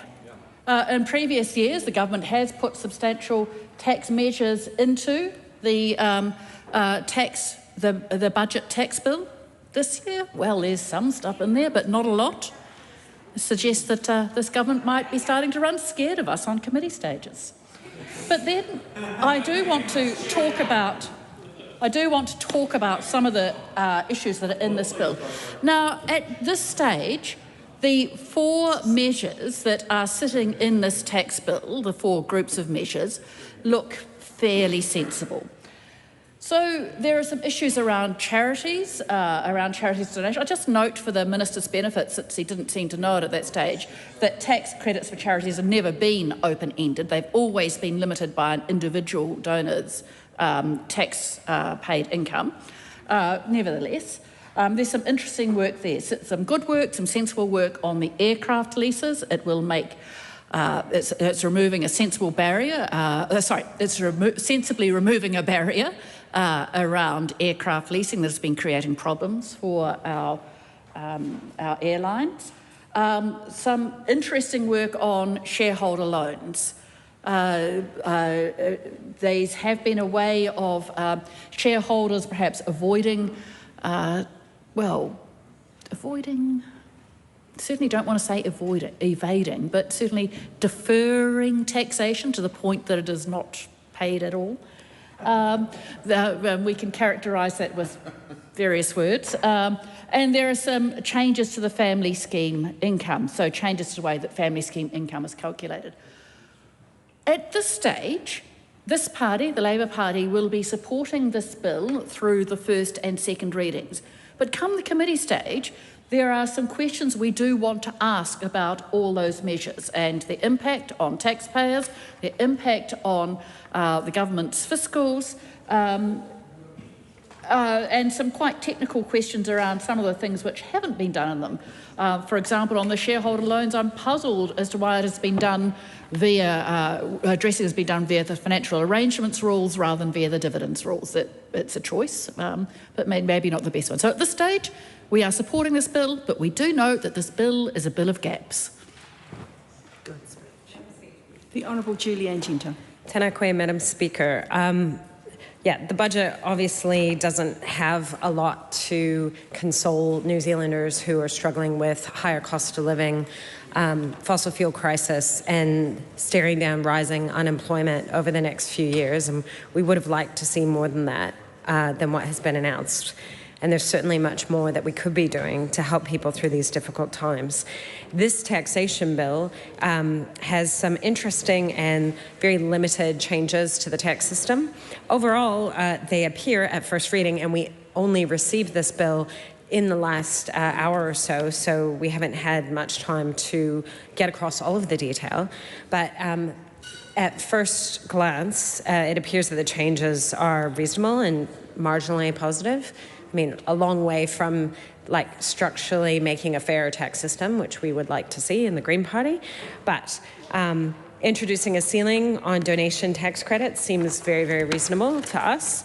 And it was interesting just now, very quickly, trying to skim read the regulatory impact statements, which only were just tabled, so I only had that 8 minutes of the previous speakers to look at them, but it did say that the existing donation tax credit settings result in Crown expenditure of around $350 million per year. That is quite a lot. And the empirical evidence is mixed on whether such tax credit is cost effective in encouraging charitable giving. And personally, in my view, and my family, we participate in charitable giving, but we'd much rather see a lot of the core services that are excellently provided by charities, that should be more directly funded from the Crown and not rely on the whims of those who happen to have enough money. And we're seeing charitable organizations that do really important work, helping people who are homeless, I think City Mission, DCM in Wellington, Kibosh. There are heaps and heaps of charitable organizations in Rongotai and Wellington that do amazing work. And they are all struggling because people are struggling with higher cost of living, unemployment, and reduced investment. And that's precisely the time at which those charities need more Crown funding. And I don't think we're going to find that buried in the budget. So, but I do think it's fair enough that we shouldn't be giving people spending that core money. It would be great if this $350 million that maybe the Crown is going to get back from putting a ceiling on the donation tax credits, it would be great if that was going to charitable organizations funding them so that they can help the people who are really struggling as a result of the government's policies. I doubt that's going to be a line in the budget. Again, we only just saw the budget recently, so we're still digging through it to understand. One of the other questions that we have in the Green Party, while we don't have issues with most of the what's proposed in this bill, there isn't, like the company loans to shareholders makes sense. The working for families changes seem actually kind of sensible and compassionate. And aircraft leasing, makes sense. But there are some changes to the student loan scheme, amendments to the Student Loan Scheme Act 2011. So it's unclear what changes those are making just from the summary of the bill. So we'll have to speak more to that in further debates today. And of course, we would expect, because this is happening under urgency, that there will be plenty of time in the committee stages for scrutiny, because of course this bill is not going to select committee to get the normal scrutiny that it should do in our democratic system. So that is the Green Party's position. Support at first reading. We expect to have a fulsome debate in the committee stages and be able to dig into everything that's happening. And finally, I'll just say, obviously what's lacking in this taxation bill are the substantial changes that are needed to create a fairer tax system in New Zealand, which would mean more revenue for productive investment in things that actually make people's lives better, that support them in meaningful work that helps build our country, protect our environment, protect our climate, and electrify, because all of that is common sense. Madam Speaker. Todd Stevenson. Madam Speaker, this is very exciting. My first speech in the budget debate, or the budget bills. And I want to thank Minister Watts for bringing this bill to the House, the Taxation Budget Bill number 3, no less. And look, it's going to be very exciting as we work through this bill in all stages, and let's get these changes in place. And the Minister's already outlined what them are. But alongside this, this really is fixing what matters on this side of the House and government. There's been some other great announcements around simplifying the fringe benefit tax rules. That is going to help tradies, small businesses across New Zealand. Very, very exciting. And the Foreign Investment Fund rules, again, announced alongside this. Time and time again, we've heard about how this is actually holding people back. And so the changes of listing the threshold, which has been announced alongside, from 50,000 to 100,000 is excellent. So I want to congratulate the Minister on all of the measures he put through in this budget, and I commend this bill to the House. Madam Speaker. Dr. David Wilson. Can I just remind members before the member starts that this is the taxation bill. It's not a general budget debate speech. And we'll be talking about tax. Taxation Budget Measures Bill number 3, 2026. Thank you, Madam Speaker. The government is looking to operate a predictable revenue system, and the current main tax bases, personal income tax, company tax and broad-based tax, already are the main income earners for us. And in a situation where we are returning to surplus and rebuilding the economy, we're just like some of the people that are maybe still with us, looking at parliamentary TV, to kind of be aware of what the alternative is here. So far we have a policy-free zone from across the aisle. That's right. The only thing they've come up with is a capital gains tax, where they're going to turn that into, what are they? Hospital, private, what is it? Yeah, anyway, it's completely incoherent. And then across this side, we've got the approach to killing innovation and taxing success, otherwise known as the green envy taxes, right? The Taxpayers Union, not usually our friends necessarily, but boy, they've done a good piece of work here. So... A point of order. Point of order, of course. Suggest to the chair, but I think when we have a government member waving around documents from another party, we're far from the bill being debated. You can sit down. Actually, that's my call.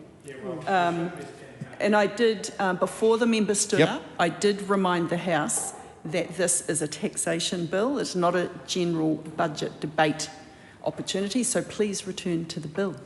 Thank you, Madam Speaker. Just wanted the public to be aware of what they're up against here. So the alternative has been outlined. Anyway, Excuse me, thank you. I join with my friend from the ACT Party in approving the taxpayer, getting rid of the fringe benefit tax for the tradies. Fantastic little bill, and we'll have more to say on all the other parts of the taxation bill as we go through this process. Thank you, Madam Speaker. Whoa, that was close. I had... So much noise. I commend this bill. I actually hadn't called you, Mr Hamilton. I hadn't called you. I'm sorry, there was a lot of noise going on. So I called Ryan Hamilton. Oh, thank you, Madam Chair. Look, this is a great bill. It's some simple tax hygiene, some incentives for leasing of vehicles, leasing of planes, a huge opportunity. I commend it to the House. Well done. The Honourable Dr Megan Woods. Thank you, Madam Speaker, and it is my pleasure to take a call, the first of many, I'm sure, on this Taxation Budget Measures Bill number 3. Nothing screams budget legislation like kicking off with a piece of tax legislation. Now, Madam Speaker, what we do know is the things that this bill is going to do. It's quite a narrow piece of legislation. It's, as my colleague, the Honourable Dr Deborah Russell indicated, that at this stage, on the surface, these are things that Labor can get behind, the things that are done in this tax bill. But we will also have some questions as we go through these changes, as we go through the various stages of the bill, which is what you would expect. So what we do know, the outstanding loans from company to a shareholder is taxable income. To the taxable income of the shareholder 6 months after the lending company is removed from the Register of the Companies Act 1993. So that is not an uncommon situation where you do have companies having outstanding loans to shareholders, and making sure that we've got the legislative provisions right in terms of our tax legislation regarding that is something that we do need to cover off. Charities, and this is introducing a donation limit of $100,000 per annum, and as my colleague Deborah Russell pointed out, there has always been a cap, but this is about increasing it for naturals purposes, claiming a donation tax credit. So the change increases the tax received and the cap reduces the donation tax credits paid out. So one of the things that we really want to interrogate when we get to this part of the committee stage is whether or not this might reduce the amount of money that is being donated to charities. And this is a very important question for us on this side of the House, because what we do know with a lot of the other measures that are coming in through this budget that are going to disproportionately make some of the most vulnerable people in our communities even more vulnerable, that never before in our history are our charities going to be called into action. We've had a release today that homelessness is at the highest point it has ever been in our history, and the role of charitable organisations when the government is missing in action has never been more important. So this provision around any changes to the tax treatment of charities is something we will be interrogating with a great deal of scrutiny, because if we were to put any kind of handbrake on people donating to charities in the current context that we're in, New Zealand would be in an even more precarious state. And the people who are made even more vulnerable by today's budget would be put in an even more precarious state. So that's something that we will be looking at. There's stuff around membership, subscription and levies, and there's also about increasing the effective tax-free threshold for smaller non-profits, and that's increasing the effective tax-free threshold for not-for-profits from 1,000 to 10,000. And given that this threshold hasn't shifted since 1979, there's probably an argument that it probably is time to have a look at that threshold to see if it does need some movement. And again, this goes that we know for so many of our not-for-profits that are doing good work that this will make a significant difference, not only in the amount of tax they pay, but actually in the compliance. So if that threshold is lifted, that they won't have the compliance that goes with being eligible with needing to pay tax. But as my colleague did indicate, there are a number of tax changes that were announced in the budget today that are not included in this tax bill that we have, that it accompanies the budget, and we're interested to know why. So just signalling to the Minister that we are going to have some questions. For example, the changes to the RNZ tax initiative. Now, I can understand why in-year payments aren't in this bill, because you can do them already, and it's just re-announcing something that has been the practice for a number of years in terms of making available to innovative companies their R&D tax credit so they can put that back to work in their business. So I can see why the government isn't at haste to change the law about that, given it's already happening. But I am interested that, given that they want mining companies now to be able to claim any of their R&D tax incentives, that's not in this budget. So why is that not in this budget? And when is the government planning to make the changes in order to do that? Because, Madam Speaker, this is the only opportunity we get. I wanted to go longer. You could have given me longer. Actually, I was so engrossed I missed the clock myself. Dan Bidwell. Madam Speaker, this is a good bill. Let's get it done. I commend it to the House. Kushla Tangere Menua. Reo Māori e te manga o te whare. E te manga o te whare o tira koutou katoa kei o koutou kāinga maha, tēnā rau atu koutou katoa. E tū ana wau ki te kōrero mō te Pāti Reipa I runga I tēnei pere, ara te pere e pāna ki ngā take tāke. E te manga o te whare, māma rau atu te kite, kare rau atu, tēnei kāwanatanga e paku mārama ki te ao tūturu e pāna ki te iwi Māori, e paku mārama ki te ao tūturu e pāna ki ngā tāngata puta noa I a Aotearoa. Madam Speaker, it's my pleasure to rise on behalf of the Labour Party to speak on the taxation bill.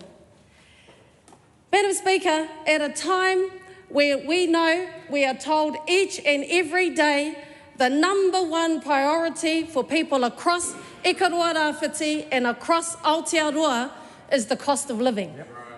And yet, this government have elected to make their first matter of business post-budget a taxation bill that has very little relevance to the people, my eco staff, the staff of many MPs around Aotearoa are getting every day. While my learned colleagues before me, Madam Speaker, have advised that we are supporting this bill through to committee stage, it must be acknowledged that very little people in Ikaroa Rāwhiti, very few people in Aotearoa are contemplating making donations over the threshold of $100,000. People across Aotearoa are contemplating the $30 extra a week they need to find to keep roofs over their heads. Right. They are contemplating why, at the moment, there are more cuts impacting their families. Another thing, the Honourable Dr. Deborah Russell, in referencing the aircraft leases, said it's sensibly removing some barriers. But once again, Madam Speaker, no one in my electorate has come to me and said, I'm having issues about all these aircraft lease parts that I'm leasing. Can you do something to help me out? Not one, shock horror from that side, not one of my constituents has said, hey, Kush, all these aircraft I'm leasing, I need help. And yet, this is the first order of business for this government. How out of touch? Probably on an aircraft you lease. Probably on an aircraft you lease. I've just asked how I got here. You should get on it. Yeah, maybe you should catch it home. You know, for the whānau watching, you can't hear, but the interjections from the opposite side are longer than the speeches they make in their contributions. Again, an indication of the value they put on what matters to constituents around New Zealand. Sorry? Oh, you can wait your turn. You're going to get time, and we're going to get time to debate this further. Wait till you get your 10 seconds. So, Madam Chair, yes, this is the first point of business. Working for families, again, that is actually something that comes up consistently throughout my eco offices throughout Ikaroa-Rāwhiti, between Wainui-o-Mata and Rangitukia up the East Coast. Working for families is something that comes up every day, and of course simplifying that process will actually have a direct impact on families throughout Aotearoa who vote and put us all here. But I must reiterate, Madam Chair, at a time when we've had cuts to kāinga ora, at a time we have had cuts to Māori-specific education initiatives, at a time we've had cuts to Te Puni Kōkiri, cuts to services that directly impact Ikaroa-Rāwhiti and communities around Aotearoa, this government are choosing for their first matter of business post an underwhelming budget to discuss a taxation bill that will have very little real impact on the lives of the majority of Aotearoa. Yes. So while we do support this bill through the committee stage, Madam Speaker, I must make those points. Tēnā koe. Really well. Nancy Liu. Madam Speaker, in this unprecedented global uncertainty days, this bill will join the rest of the bills that this government will be delivering to fix the basics and build a future for all New Zealanders. I commend the bill to the House.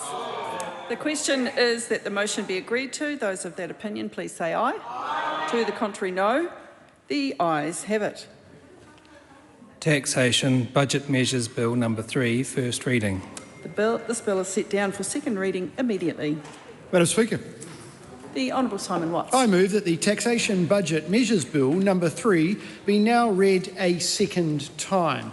Madam Speaker, I'd like to thank the House for considering this very important bill under urgency. One of the reasons for urgency is that the measures contained in this bill will help Kiwi families understand their Working for Families entitlements better and help them avoid debt during these tough economic times. Although the Working for Families amendments would only come into effect from 1 April 2027, Inland Revenue needs to have enacted legislation in place by December in order to ensure the correct system changes and procedural steps are in place to prepare to allow families to begin enjoying the benefits of the change by 1 April next year. Mr. Speaker, as I outlined in my first reading speech earlier, the detail of these changes will benefit the families who need them most. What matters now is progressing this bill so that the support can reach Kiwi families without any further delay. Kiwis who are feeling the pinch deserve Parliament that responds with urgency when they need it most. Mr. Speaker, I would like to acknowledge my Inland Revenue officials for the stellar work they have undertaken during the budget process, and including my ministerial staff in my office. Mr. Speaker, I therefore commend this bill to the House. The question is that the motion be agreed to. Dr. Deborah Russell. Thank you, Mr. Speaker. Mr. Speaker, ordinarily at this time in the progress of a bill through a House, we would have had ample time to discuss the bill at Select Committee. Now, I absolutely understand that things differ when it comes to the budget, and in particular there can be items in the budget which need to go through fairly immediately because of the impact on markets, the way it might change people's behaviour and so on. So some of the time we absolutely need to be sure that we've had, so that we just keep on moving with a bill. We haven't had the opportunity, therefore, to discuss a number of these measures. And we also haven't had, I guess, an explanation as to why each of these measures needs to go through under urgency as a budget measure. And that's certainly something that we'll be talking to the Minister about. But it's not clear that this bill was even needed on budget night. Maybe the government felt it ought to have something to legislate for on budget day. Otherwise, it was just not a very good showing. But it's not clear to me, for example, as to why any of the measures that are in this bill couldn't have gone to a select committee for at least some discussion. Because I think there are possibly some items in the measures that have come before the House that could be tricky. So just to go through the measures that are sitting in the tax bill in terms of some of the tricky issues. Now, with the charities, for example, the government has elected to cap the tax credit for charities at not the credit itself, but the amount for which one can get a tax credit to be capped at $100,000. Now, that's an interesting move, and as the Minister correctly points out... could members down there please keep going, distracting the Speaker? Thank you. As the government correctly points out, people are still welcome to give more to a charity. They're just not going to get the tax credit for it. That's an interesting way of tackling some of the problems that we've seen in recent years around charities. Notoriously, with the Wright family and the alleged charitable transaction they engaged in with setting up or resetting up the financial structures around the Best Start childcare centres. You know, under this particular change, they certainly wouldn't get a tax credit for what they had done, but if that kind of mechanism would not be ruled out by these particular changes. So there's still a little bit of a gap in the charities law there. Now, again, of course, eventually the Wright family was caught, I think, by Section GB1, and so they did end up having to pay the tax, but there was some pretty interesting stuff went on there. This is all on the public record. It's absolutely on the public record. And so there's just a set of issues that still need to be examined there, and we could perhaps have discussed them at Select Committee. In terms of the shareholder loans, there's a particular mechanism that has been chosen here around how shareholder loans, again, it's a mechanism whereby which shareholders, particularly of very small companies, could make loans to themselves as shareholders or to associated parties and as I said previously, defer any tax on it in such a way that the tax was never paid. Now, the mechanism, this is in your bill, Minister, the mechanism which they have chosen is to use the financial arrangements rules for these shareholder loans. But of course, the financial arrangements rules only apply to arrangements over $200,000. Now, perhaps there's something sitting in this legislation that works around that particular rule. It's something that we could have examined at Select Committee, and we will certainly want to ask the Minister about it at the committee stage. In terms of the changes to the family scheme income, now, given that we have only had access to the bill itself for a couple of hours, it was circulated earlier, and then we have only just now had access to some of the analysis from Inland Revenue, which is generally excellent about the bill. I don't know exactly how those family scheme changes will actually work yet. There are adjustments mostly in the first to the residence of a person. Now, so we're going to judge it by actual residence in New Zealand rather than by tax residency. That looks like a sensible move to me. But in terms of the calculation of family scheme income, that's important. The more family scheme income a person has, the less they get of the Working for Families tax credits. That's sensible. The more income one has, the less assistance one might need from the state, so you want those things to change around. But there's some interesting changes in there around the income equalisation rules and how they're counted for family scheme income. Could have talked about that at length at Select Committee. So again, that's going to be something I'm sure the Minister's great enjoyment, we're going to dig into at the committee stage for this bill. So a lot of work that we still need to go through for this bill. And alas, I anticipate we're going to be here for several hours doing that. However, what I do especially want to go back to is, as I said, not so much what is in this bill. The measures that are in this bill, we think at first reading, or the second reading now, we can sensibly support. They look on the whole to be sensible measures and measures that we can support. However, we'll reserve our final call on that for after we've worked through the committee stage. It is the measures that are not in the bill, were the measures which the government announced today, said they were great measures, talked about them in their budget materials, had material up on the Inland Revenue website about it, but those measures have not been included in the tax bill. I'm talking about the measures such as the changes to the fifth rules, the Foreign Investment Fund rules. Now, they promised that in their statement that's on the analysis that's on the Inland Revenue website there, that they would be looking to extend the recent revenue account method changes to the fifth rules to all fifth taxpayers. Looks like a good move. But if we're going to put these types of measures, which are not time sensitive, except for maybe the family scheme rules, if we're going to put these sorts of measures into the tax bill, why not that measure? They announced today a set of changes to the fringe benefit tax rules. Some particularly interesting changes around how we characterise, how we calculate the use of vehicles for fringe benefit purposes. Now, having spent quite a bit of time teaching my students how to manage those calculations for vehicles, and it was fearfully complicated.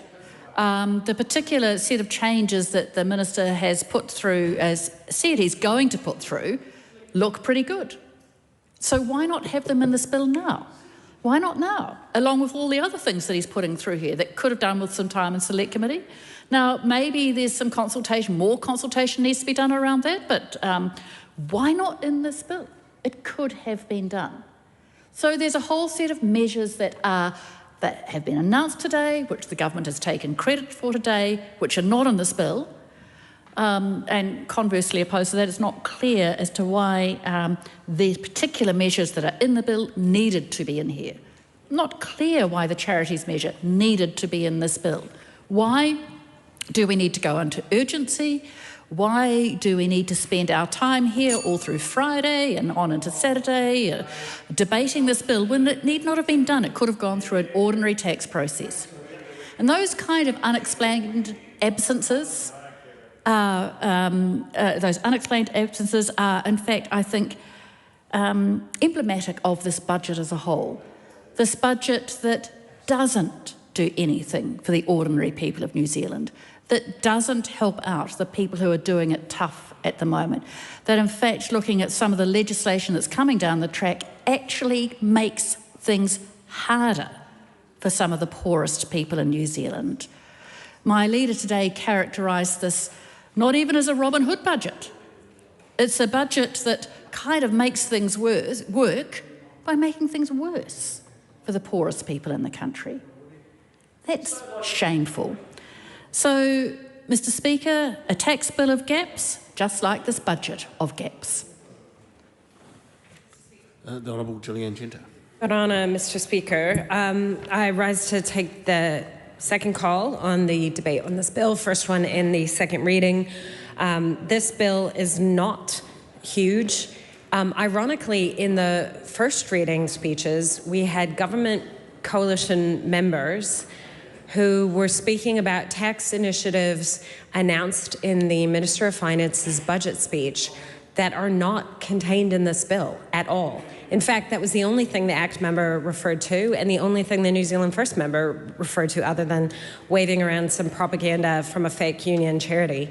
And then the government members basically didn't take calls. It's unclear if any of the government members, aside from the minister, know what's in the bill or are obviously not going to contribute to the debate around it, because it is budget night.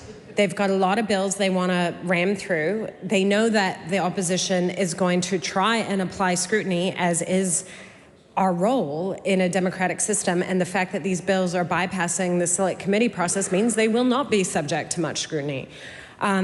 So that's what's going on. If anyone at home is watching, we're debating a bill that we only just saw about an hour or two ago, just for the benefit of government members. The bill does not contain any changes to fringe benefit tax, nor any changes to the overseas, the foreign investment funds. But it does contain changes to the amount that you can claim as one can claim as a donation tax credit. It does make changes to working for families, and it does make some changes to the student loan scheme, which seem to be pretty inconsequential and related to the working for families changes, but we still need a little more time, and we'll probably dig into that during the committee stages, Mr. Speaker, which will come up after the dinner break. And it changes, so treating outstanding loans from businesses to shareholders as income when the company goes into liquidation. And we feel that is a fair income tax on those people. Limiting the donation tax credit to $33,333 per financial year will really only affect the wealthiest people. And we have seen, and it was in the regulatory impact statement, that there are issues with the donation tax credit being misused for aggressive tax planning, or what's the word for it? Is it tax? It's not tax avoidance. It's like the legal thing you do, tax minimization. The legal thing super rich people do when they're greedy and they don't want to contribute their fair share to our beautiful nation. And oh, here we go. Dan Bidwell says everyone does it. Everyone does tax minimization, but that absolutely expresses the values of the people that are currently in government. They think it's a good thing to be greedy and to not give forward and contribute to our beautiful country. That's what they stand for. Not paying their fair share. To be honest, I donate a lot to charities, and so does my partner, and we never, ever, ever claim the tax credit for donations. Why? Because we actually want to pay tax. Because we actually believe that why would we bother with going through this paperwork to try and save some money when that money is money that can contribute to things that we all buy together. And that is the fundamental difference in the worldview of people in the Green Party and people in the government parties. They don't believe in public good. They do not believe in public good unless it's a motorway. There's 100% socialism for highways. Very happy to throw that on the credit card and make future New Zealanders pay back their insane highway plans. But when it comes to paying our public servants to do important work to help people, that is the most important. They're against it. I think it is all very relevant to my speech. I say to the government speakers, who are all welcome to take a call and speak about the detail of this bill. Love to hear you take a call. Other than Minister Simon Watts, no one is taking a call.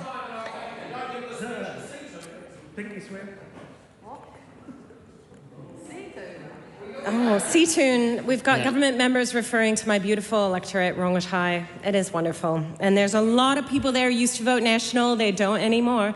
A lot of people in Rongotai used to vote National. Who won the party vote? Members not to conversate across the chamber. And just a reminder that interjections should be rare.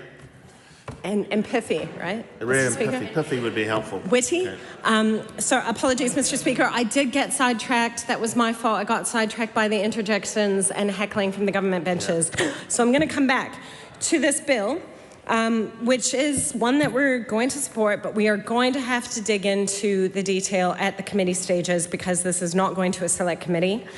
But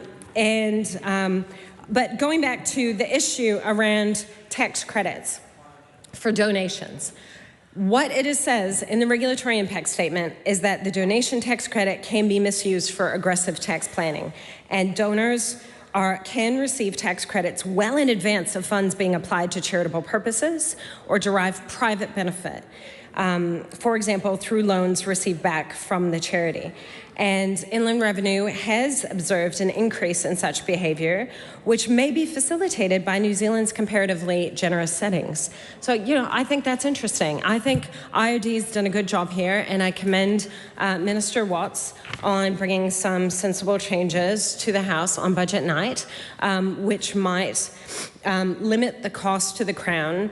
And in a way, it's going to, we want that public money to be going to the genuine public good purposes. So that brings me to the other side of this, which is, as Labour members, I think it was Honourable Megan Woods mentioned during the first reading speech, that there could be some concern that this will discourage charitable giving, and that charitable giving is needed now more than ever because the government has been cutting funding to things like food banks and other core public good purposes that are carried out by charities. And I work with many of these charities in my electorate, Rongotai, in Wellington Central, like DCM, that's the Downtown Community Ministry, who do some of the most important work dealing with the people who have it the toughest. And, they're people who have mental health issues, trauma, substance abuse issues, might be homeless. We're trying to get them off the street. They're trying to help them. I went to a beautiful chess game. They have a chess day once a year in Wellington and played chess, and it was a fantastic opportunity to engage with people who honestly are living life in a much more precarious way than I am and my family, and I'm so lucky. And one of the things that I would like to see is core Crown funding from a fair tax system that's raising more revenue from those people who are trying to minimize their tax, and actually investing that in those core services that protect people, that mean that people are fed, that they're getting the support services they need to deal with trauma. Some of that trauma maybe came at the hands of the state in state care, that they are getting the treatment that they need to get off the addictive substances, and that all of that has to happen in a context where they have both safe, warm, dry, affordable home, like a home they don't have to pay for, housing first, and they have access to those social support services. And so we love the work that many charities are doing. We don't want to see charitable status used by the ultra wealthy to minimize their tax and to avoid contributing to things that are in our public interest and common good, because those people, they could be any of us, People fall on hard times, and, maybe they were born in a situation where their parents had suffered trauma, they suffered trauma, maybe at the hands of the state as a result of colonization, and they just need some help. And that could be any of us. That could be any of us. And the difference is those members opposite, they like to believe that people in bad circumstances are there because they are bad, and that somehow those people are pull themselves up from their own bootstraps thanks to their $200,000 loan from their parents to buy their first home or whatever it is. The world is not fair, but we can make it fair. The world is not fair, but we can make it fair. And this bill is just the tiniest little move in the right direction, some little tweaks around the edges from this tax bill. But we could be doing so much more on this budget day, and we will next budget day. Mr. Speaker, I'm glad to rise and take a call, and I'd like to speak to the virtues of allowing overseas aircrafts to be used in New Zealand in a sensible way, especially for the good people of Ikaroa Rāwhiti, where they will now be able to get their produce to the world, jobs, they'll be able to import produce, fish, anything that needs to get out, they'll get the money for that, they'll be able to buy stuff in. And I'll tell you what, Mr. Speaker, the tourists will come in, there will be jobs, there will be improvements, all thanks to this Minister. Thank you, Mr. Speaker.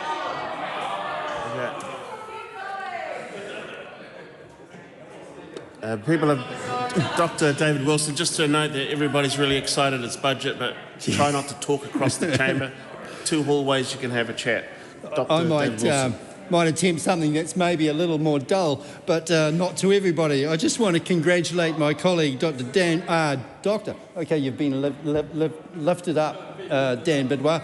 for all the work that he did in the Finance and Expenditure Committee, trying to get the new part of the RNZ, the Prudential Committee, underway. Now, in this bill, we're talking about a new prudential levy on banks and other financial institutions that will support the function of this prudential oversight. If we flip across now to think about company loans to shareholders, this is exactly the type of thing and the outcome of that good work, where we are able to take that, Reserve Bank and the Prudential Committee, to look at those things and provide us oversight for them. So I welcome the debate on this particular part of the bill for the rest of the night. And I also like to just congratulate many involved here, including ourselves. You know, the old John Milton Maynard Keynes saying that if the facts change, I change. What do you do? Well, fees free for tertiary. Yeah, facts changed. We found out really that wasn't so great. So doubling Trades Academy right now, Lane. Thank you very much. Francisco Hernandez. Thank you, Mr. Speaker. I would like to note how excited the House is about a bill that everyone is actually supporting, technically, and how much argument there has been across this particular bill, even though we're all actually voting for it. The Greens will be, as my colleague Julianne Genter has already articulated, will be supporting this bill. I was actually in the budget lockup earlier today at 1 p.m. and it impressed on me the need to actually read what's happening on this bill and read the budget really carefully, because I'm hearing speeches from members during the appropriations debate and now during the speech, and they're saying all sorts of things which aren't actually supportable by the evidence. And look, the members opposite like to accuse the Greens of wanting to defund the police. And they've bragged about how much they've increased police funding in this current budget. But if you actually look in the estimates of appropriation, if you actually look at the line, M51, 828, if you look at the policing services, there's actually been around a $50 million cut to policing. So this coalition is actually defunding the police. It's richly ironic. And they're not giving the police the pay rises that they need. But look, back to this bill, and I really appreciate how my... Can we keep the chatter down? Can we keep the chatter down? It's difficult to hear the speaker, but just as a reminder, this is the taxation budget measures bill. Yes, Mr. Speaker. I was returning to the bill. And I wanted to thank my colleague, Cameron Luxon, for mentioning that the aircraft tax changes. He said that he was going to explain it, but unfortunately he didn't actually explain what the changes meant to the tax lease, to the aircraft leasing situation. So I'm hoping he will elucidate on that during the committee of the whole House, because it really is unclear to me what the changes are actually doing. Like, I have to admit with you, Mr. Speaker, I'm not quite sure what dry leasing is. So I would love to hear an explanation of what dry leasing is from the member, or maybe the minister during the committee of the whole House stage. But that does bring another question, and this is a question that's already been raised by my colleagues and comrades in the Labour Party, which is why bring this bill under urgency? I mean, it does make some good changes. We don't dispute that. We appreciate the helpful minor tinkering it does around the Working for Family scheme. Those are all good, positive changes, but why rush through under urgency when it could have been done through a normal select committee? And it just speaks to the wider trend and the wider thread of this government, which has really used urgency quite a lot during this term, the most out of any government, I believe, according to an analysis from Newsroom. More than the last 40 years combined, according to my colleague Tamitha Paul. I wanted to also return to what this bill doesn't do, and I've already described it as helpful tinkering, Mr. Speaker, and I stand by my description of that, because helpful tinkering would be fine if we weren't in the middle of the biggest fossil fuel crisis that we've ever had. if we weren't at the highest level of unemployment we've ever had, if we weren't facing an explosive cost of living situation, helpful tinkering would be welcome. But the reality is that helpful tinkering isn't enough, and it doesn't meet the gravity of the situation. It's not what New Zealanders actually expect. It's not something that meets the current moment. And I want to really emphasize the desperation that, that I see, that me and my colleagues see across the community at the moment. Just a month ago, or maybe it was a couple of months ago, it was very sad, but it was also a privilege at the same time to be launching a report on the reality of student poverty today, Mr. Speaker. And in that it showed that student food bank usage in Auckland had quadrupled since 2022 and doubled in Dunedin since 2022. And the helpful tinkering that it does do here, including changes to the student loan scheme, isn't going to help these students. In fact, the wider changes that the government has made around the budget to the fees-free scheme that was articulated by the previous speaker is actively not going to be helpful. So, yes, Mr. Speaker, even though we do support this helpful tinkering around this bill, we do wish that it was more ambitious. Thank you. Ryan Hamilton. Mr. Speaker, I'd like to use my time in this second reading, 10-minute call, to say that I look forward to deliberating further in Committee of the Whole. Honourable Dr. Megan Woods. Mr. Speaker, nothing says centrepiece budget legislation more than the chair of the FEC committee taking a 2-second call on the first piece of legislation that has come to the House. Now, Mr. Speaker, it is hard to believe we're at legislation piece number 1.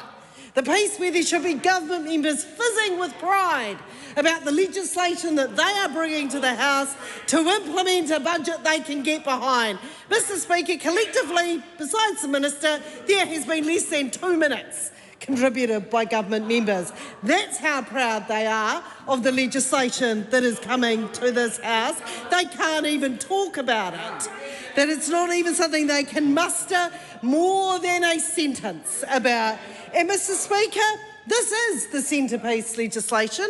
This is the first piece of legislation that's been brought to the House of this budget that says the story of what a government is doing. Because, Mr. Speaker, budgets sell a government's vision. That's right. Buried in those lines and every one of those spreadsheet line items is the vision of a government. And what we have here could best be described as a hodgepodge omnibus bill. This is not a bill that gives any vision. This is something that was quickly thrown together because someone in the Prime Minister's office panicked and said, oh my God, we've got no legislation to bring on Budget Day. There's nothing there. There's nothing that we're actually doing. Someone quick find some legislation. So, Mr. Speaker, what have we got here? That we've got the bill that it seems to be becoming quite a focus of it around the tax exemption for aircraft asset leasing, the dry leases for asset leasing. Now, obviously, my colleague, Kushla, is going to have many questions on behalf of the people of Ikaroa Rāwhiti, because the point she makes very well, there may be that, and Cameron Luxton can claim, and so produce can get out of the East Coast, but the problem she highlights is there's no funding for the roading to get their produce to the airports, to get it out of the East Coast. But, Mr. Speaker, the question this government will have to address is why is this... Members, interjections, rare and infrequent. I don't want a barrage of commentary from this side of the House. And if you're going to do an interjection, at least make it funny, mate. Well, Mr. Speaker, I think some of those members should use their pent-up energy and take a call. They should actually get on their legs and say something about the centrepiece legislation that they have such pride in. Obviously, they want to. The whips should let them off the rein and let them take a call. Have a say on this legislation. So, Mr. Speaker, the question is, we are supporting this, but the question we have for the government is, why is this taking such a priority? When we look at the material that the Inland Revenue, and the Inland Revenue puts out very good legislation, a lot of very good information with the legislation that it introduces, it tells us that the current settings, when a New Zealand business leases assets, it typically has to withhold non-resident contractors tax if the lease income is taxable in New Zealand. Now, reading that out took the tone down, I noticed that. It's a way to soothe the House, read out IR advice. But, Mr. Speaker, the question is, why only applicable in this very narrow set of circumstances? What is the thinking of the government behind it? What is the vision? What is the story they're trying to tell New Zealand about what they see for New Zealand? And, Mr. Speaker, one of the other changes in this legislation, which we're picking through the information that has been laid on the table, is changes to the charitable donation tax policy settings. And this is one we do have serious questions about, because as I indicated in my first reading speech, there has never been a time when New Zealanders are relying on charity more. And we want to make sure that this is not going to have a dampening effect on people giving to charity. That on a day when it has been announced that New Zealand has the highest level of homelessness in its entire history, and down to this government's policy settings, that we're not also going to dampen down on what they are increasingly relying on, which is charities. And when I look through the regulatory impact statement, and we'll be going through these in very fine detail, I do see on page 13, para 41, that owing to budget convention, no direct public consultation has been undertaken on the problem definition, the proposed options, and the preferred solution. So not only is the problem definition not being tested, but we haven't tested the proposed options and we haven't tested the proposed solutions. So the question is, why aren't these going to select committee? Even if it was only for a few days. I would genuinely be interested to have a talk to our NGOs, to get their read from a number of charities about whether or not they perceive this as being a problem. And I do not understand why it is not going there. And then, Mr. Speaker, one of the other changes that this law is making is the improving taxation of loans made by companies to shareholders. Now, Mr. Speaker, the regulatory impact statement in diagnosing the policy problem here has some very interesting information. So one of the things that the Inland Revenue data is showing is that for the tax year ended the 31st of March 2024, 119,000 companies were owed nearly $29 billion by shareholders who were natural persons or trustees. Now, this is a staggering amount of debt that is being lent to companies in this way. And there is actually some good information in this regulatory impact statement, because obviously what we're trying to, and what I imagine, and we'll be hearing from the Minister a lot when he's in the chair, is what this is trying to put right and make sure we're not creating loopholes where loans are being used as a form of tax avoidance. And, Mr. Speaker, when we consider $29 billion of finance going in through that route, it is a problem that we need to turn our mind to. But again, I ask the question, why under urgency? Why is a set piece of the budget legislation? And why are we not testing something as important as this through a select committee process? This to me seems like an important issue that this Parliament should absolutely be turning its mind to, and that we should be doing that, and we should be making sure that there is robust questioning, that we're pushing the problem around and considering it, because it is a serious issue. Now, Mr. Speaker, the other issue that we have been raising through this is, by convention, when tax changes are announced in a budget, they're legislated. Now, there's a number of tax changes that have been announced today that are not being legislated.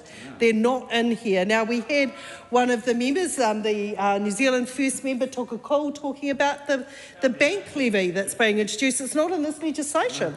We don't have legislation for that, and that is a real question. Why is that not there? When is this money expected to come in? Is it because it got caught up in such coalition friction that ACT stopped anything meaningful happening with it? Is this the reason why we're not seeing legislation? They couldn't even get it through the cabinet process in that way. But Mr Speaker, what is truly puzzling, you have changes to fringe benefit taxes announced, and we're not seeing those legislated. In this omnibus hodgepodge piece of legislation that's throwing together the way in which we deal with the taxation of dry leases on aircraft, along with changes to how we calculate when a person is away and whether a volcano is stopping them getting back to the country. We're also looking at charitable donations. Why wouldn't you put fringe benefit tax changes in here too? And the questions we will have for the Minister is, what is the timeline? We don't know when that legislation's coming. Are people going to change their behaviour? Because the reason we have the convention of legislating tax changes and them being well signalled is so that there's no retrospective treatment of them, and that people can start to get their house in order and start to work within those rules. So for the Minister, when is it those changes around the vehicle mainly for private use, the vehicle for business use, and there's a number of permutations that go through that. Where's that going to come through?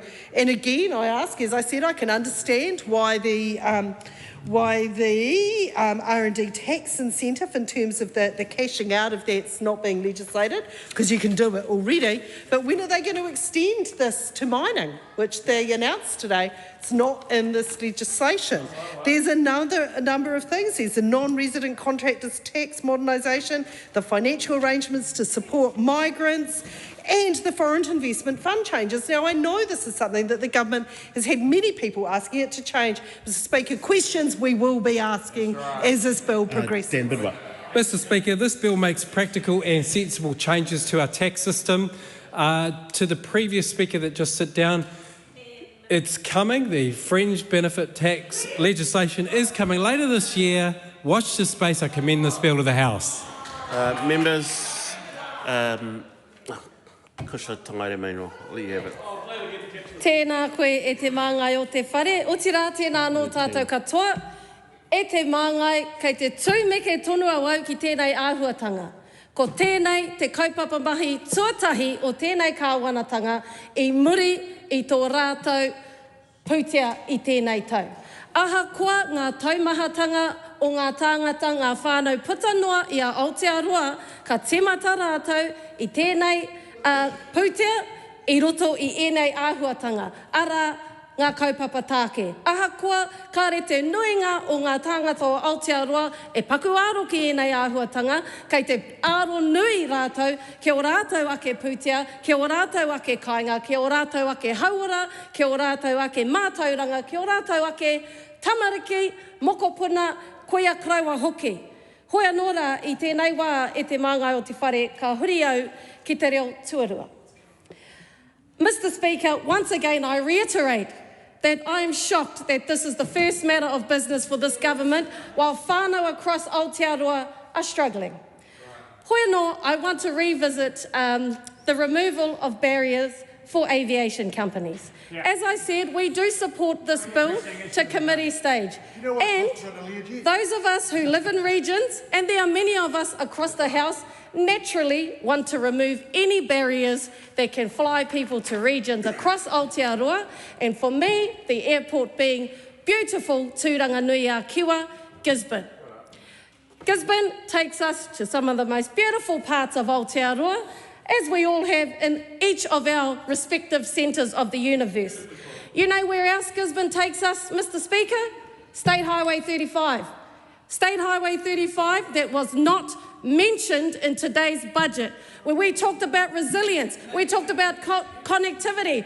The member opposite wants to talk about all the amazing produce getting out of Ikaroa Rāwhiti. Well, how about think about all of Ikaroa Rāwhiti, not just the ones you know. Think of the ones you visited recently that have cut off and remain vulnerable every day, not just so they can continue to contribute to this economy, which we know is thriving, the Māori economy is thriving, Think about that before you go around purporting to understand e koroa rāwhiti in its fullness.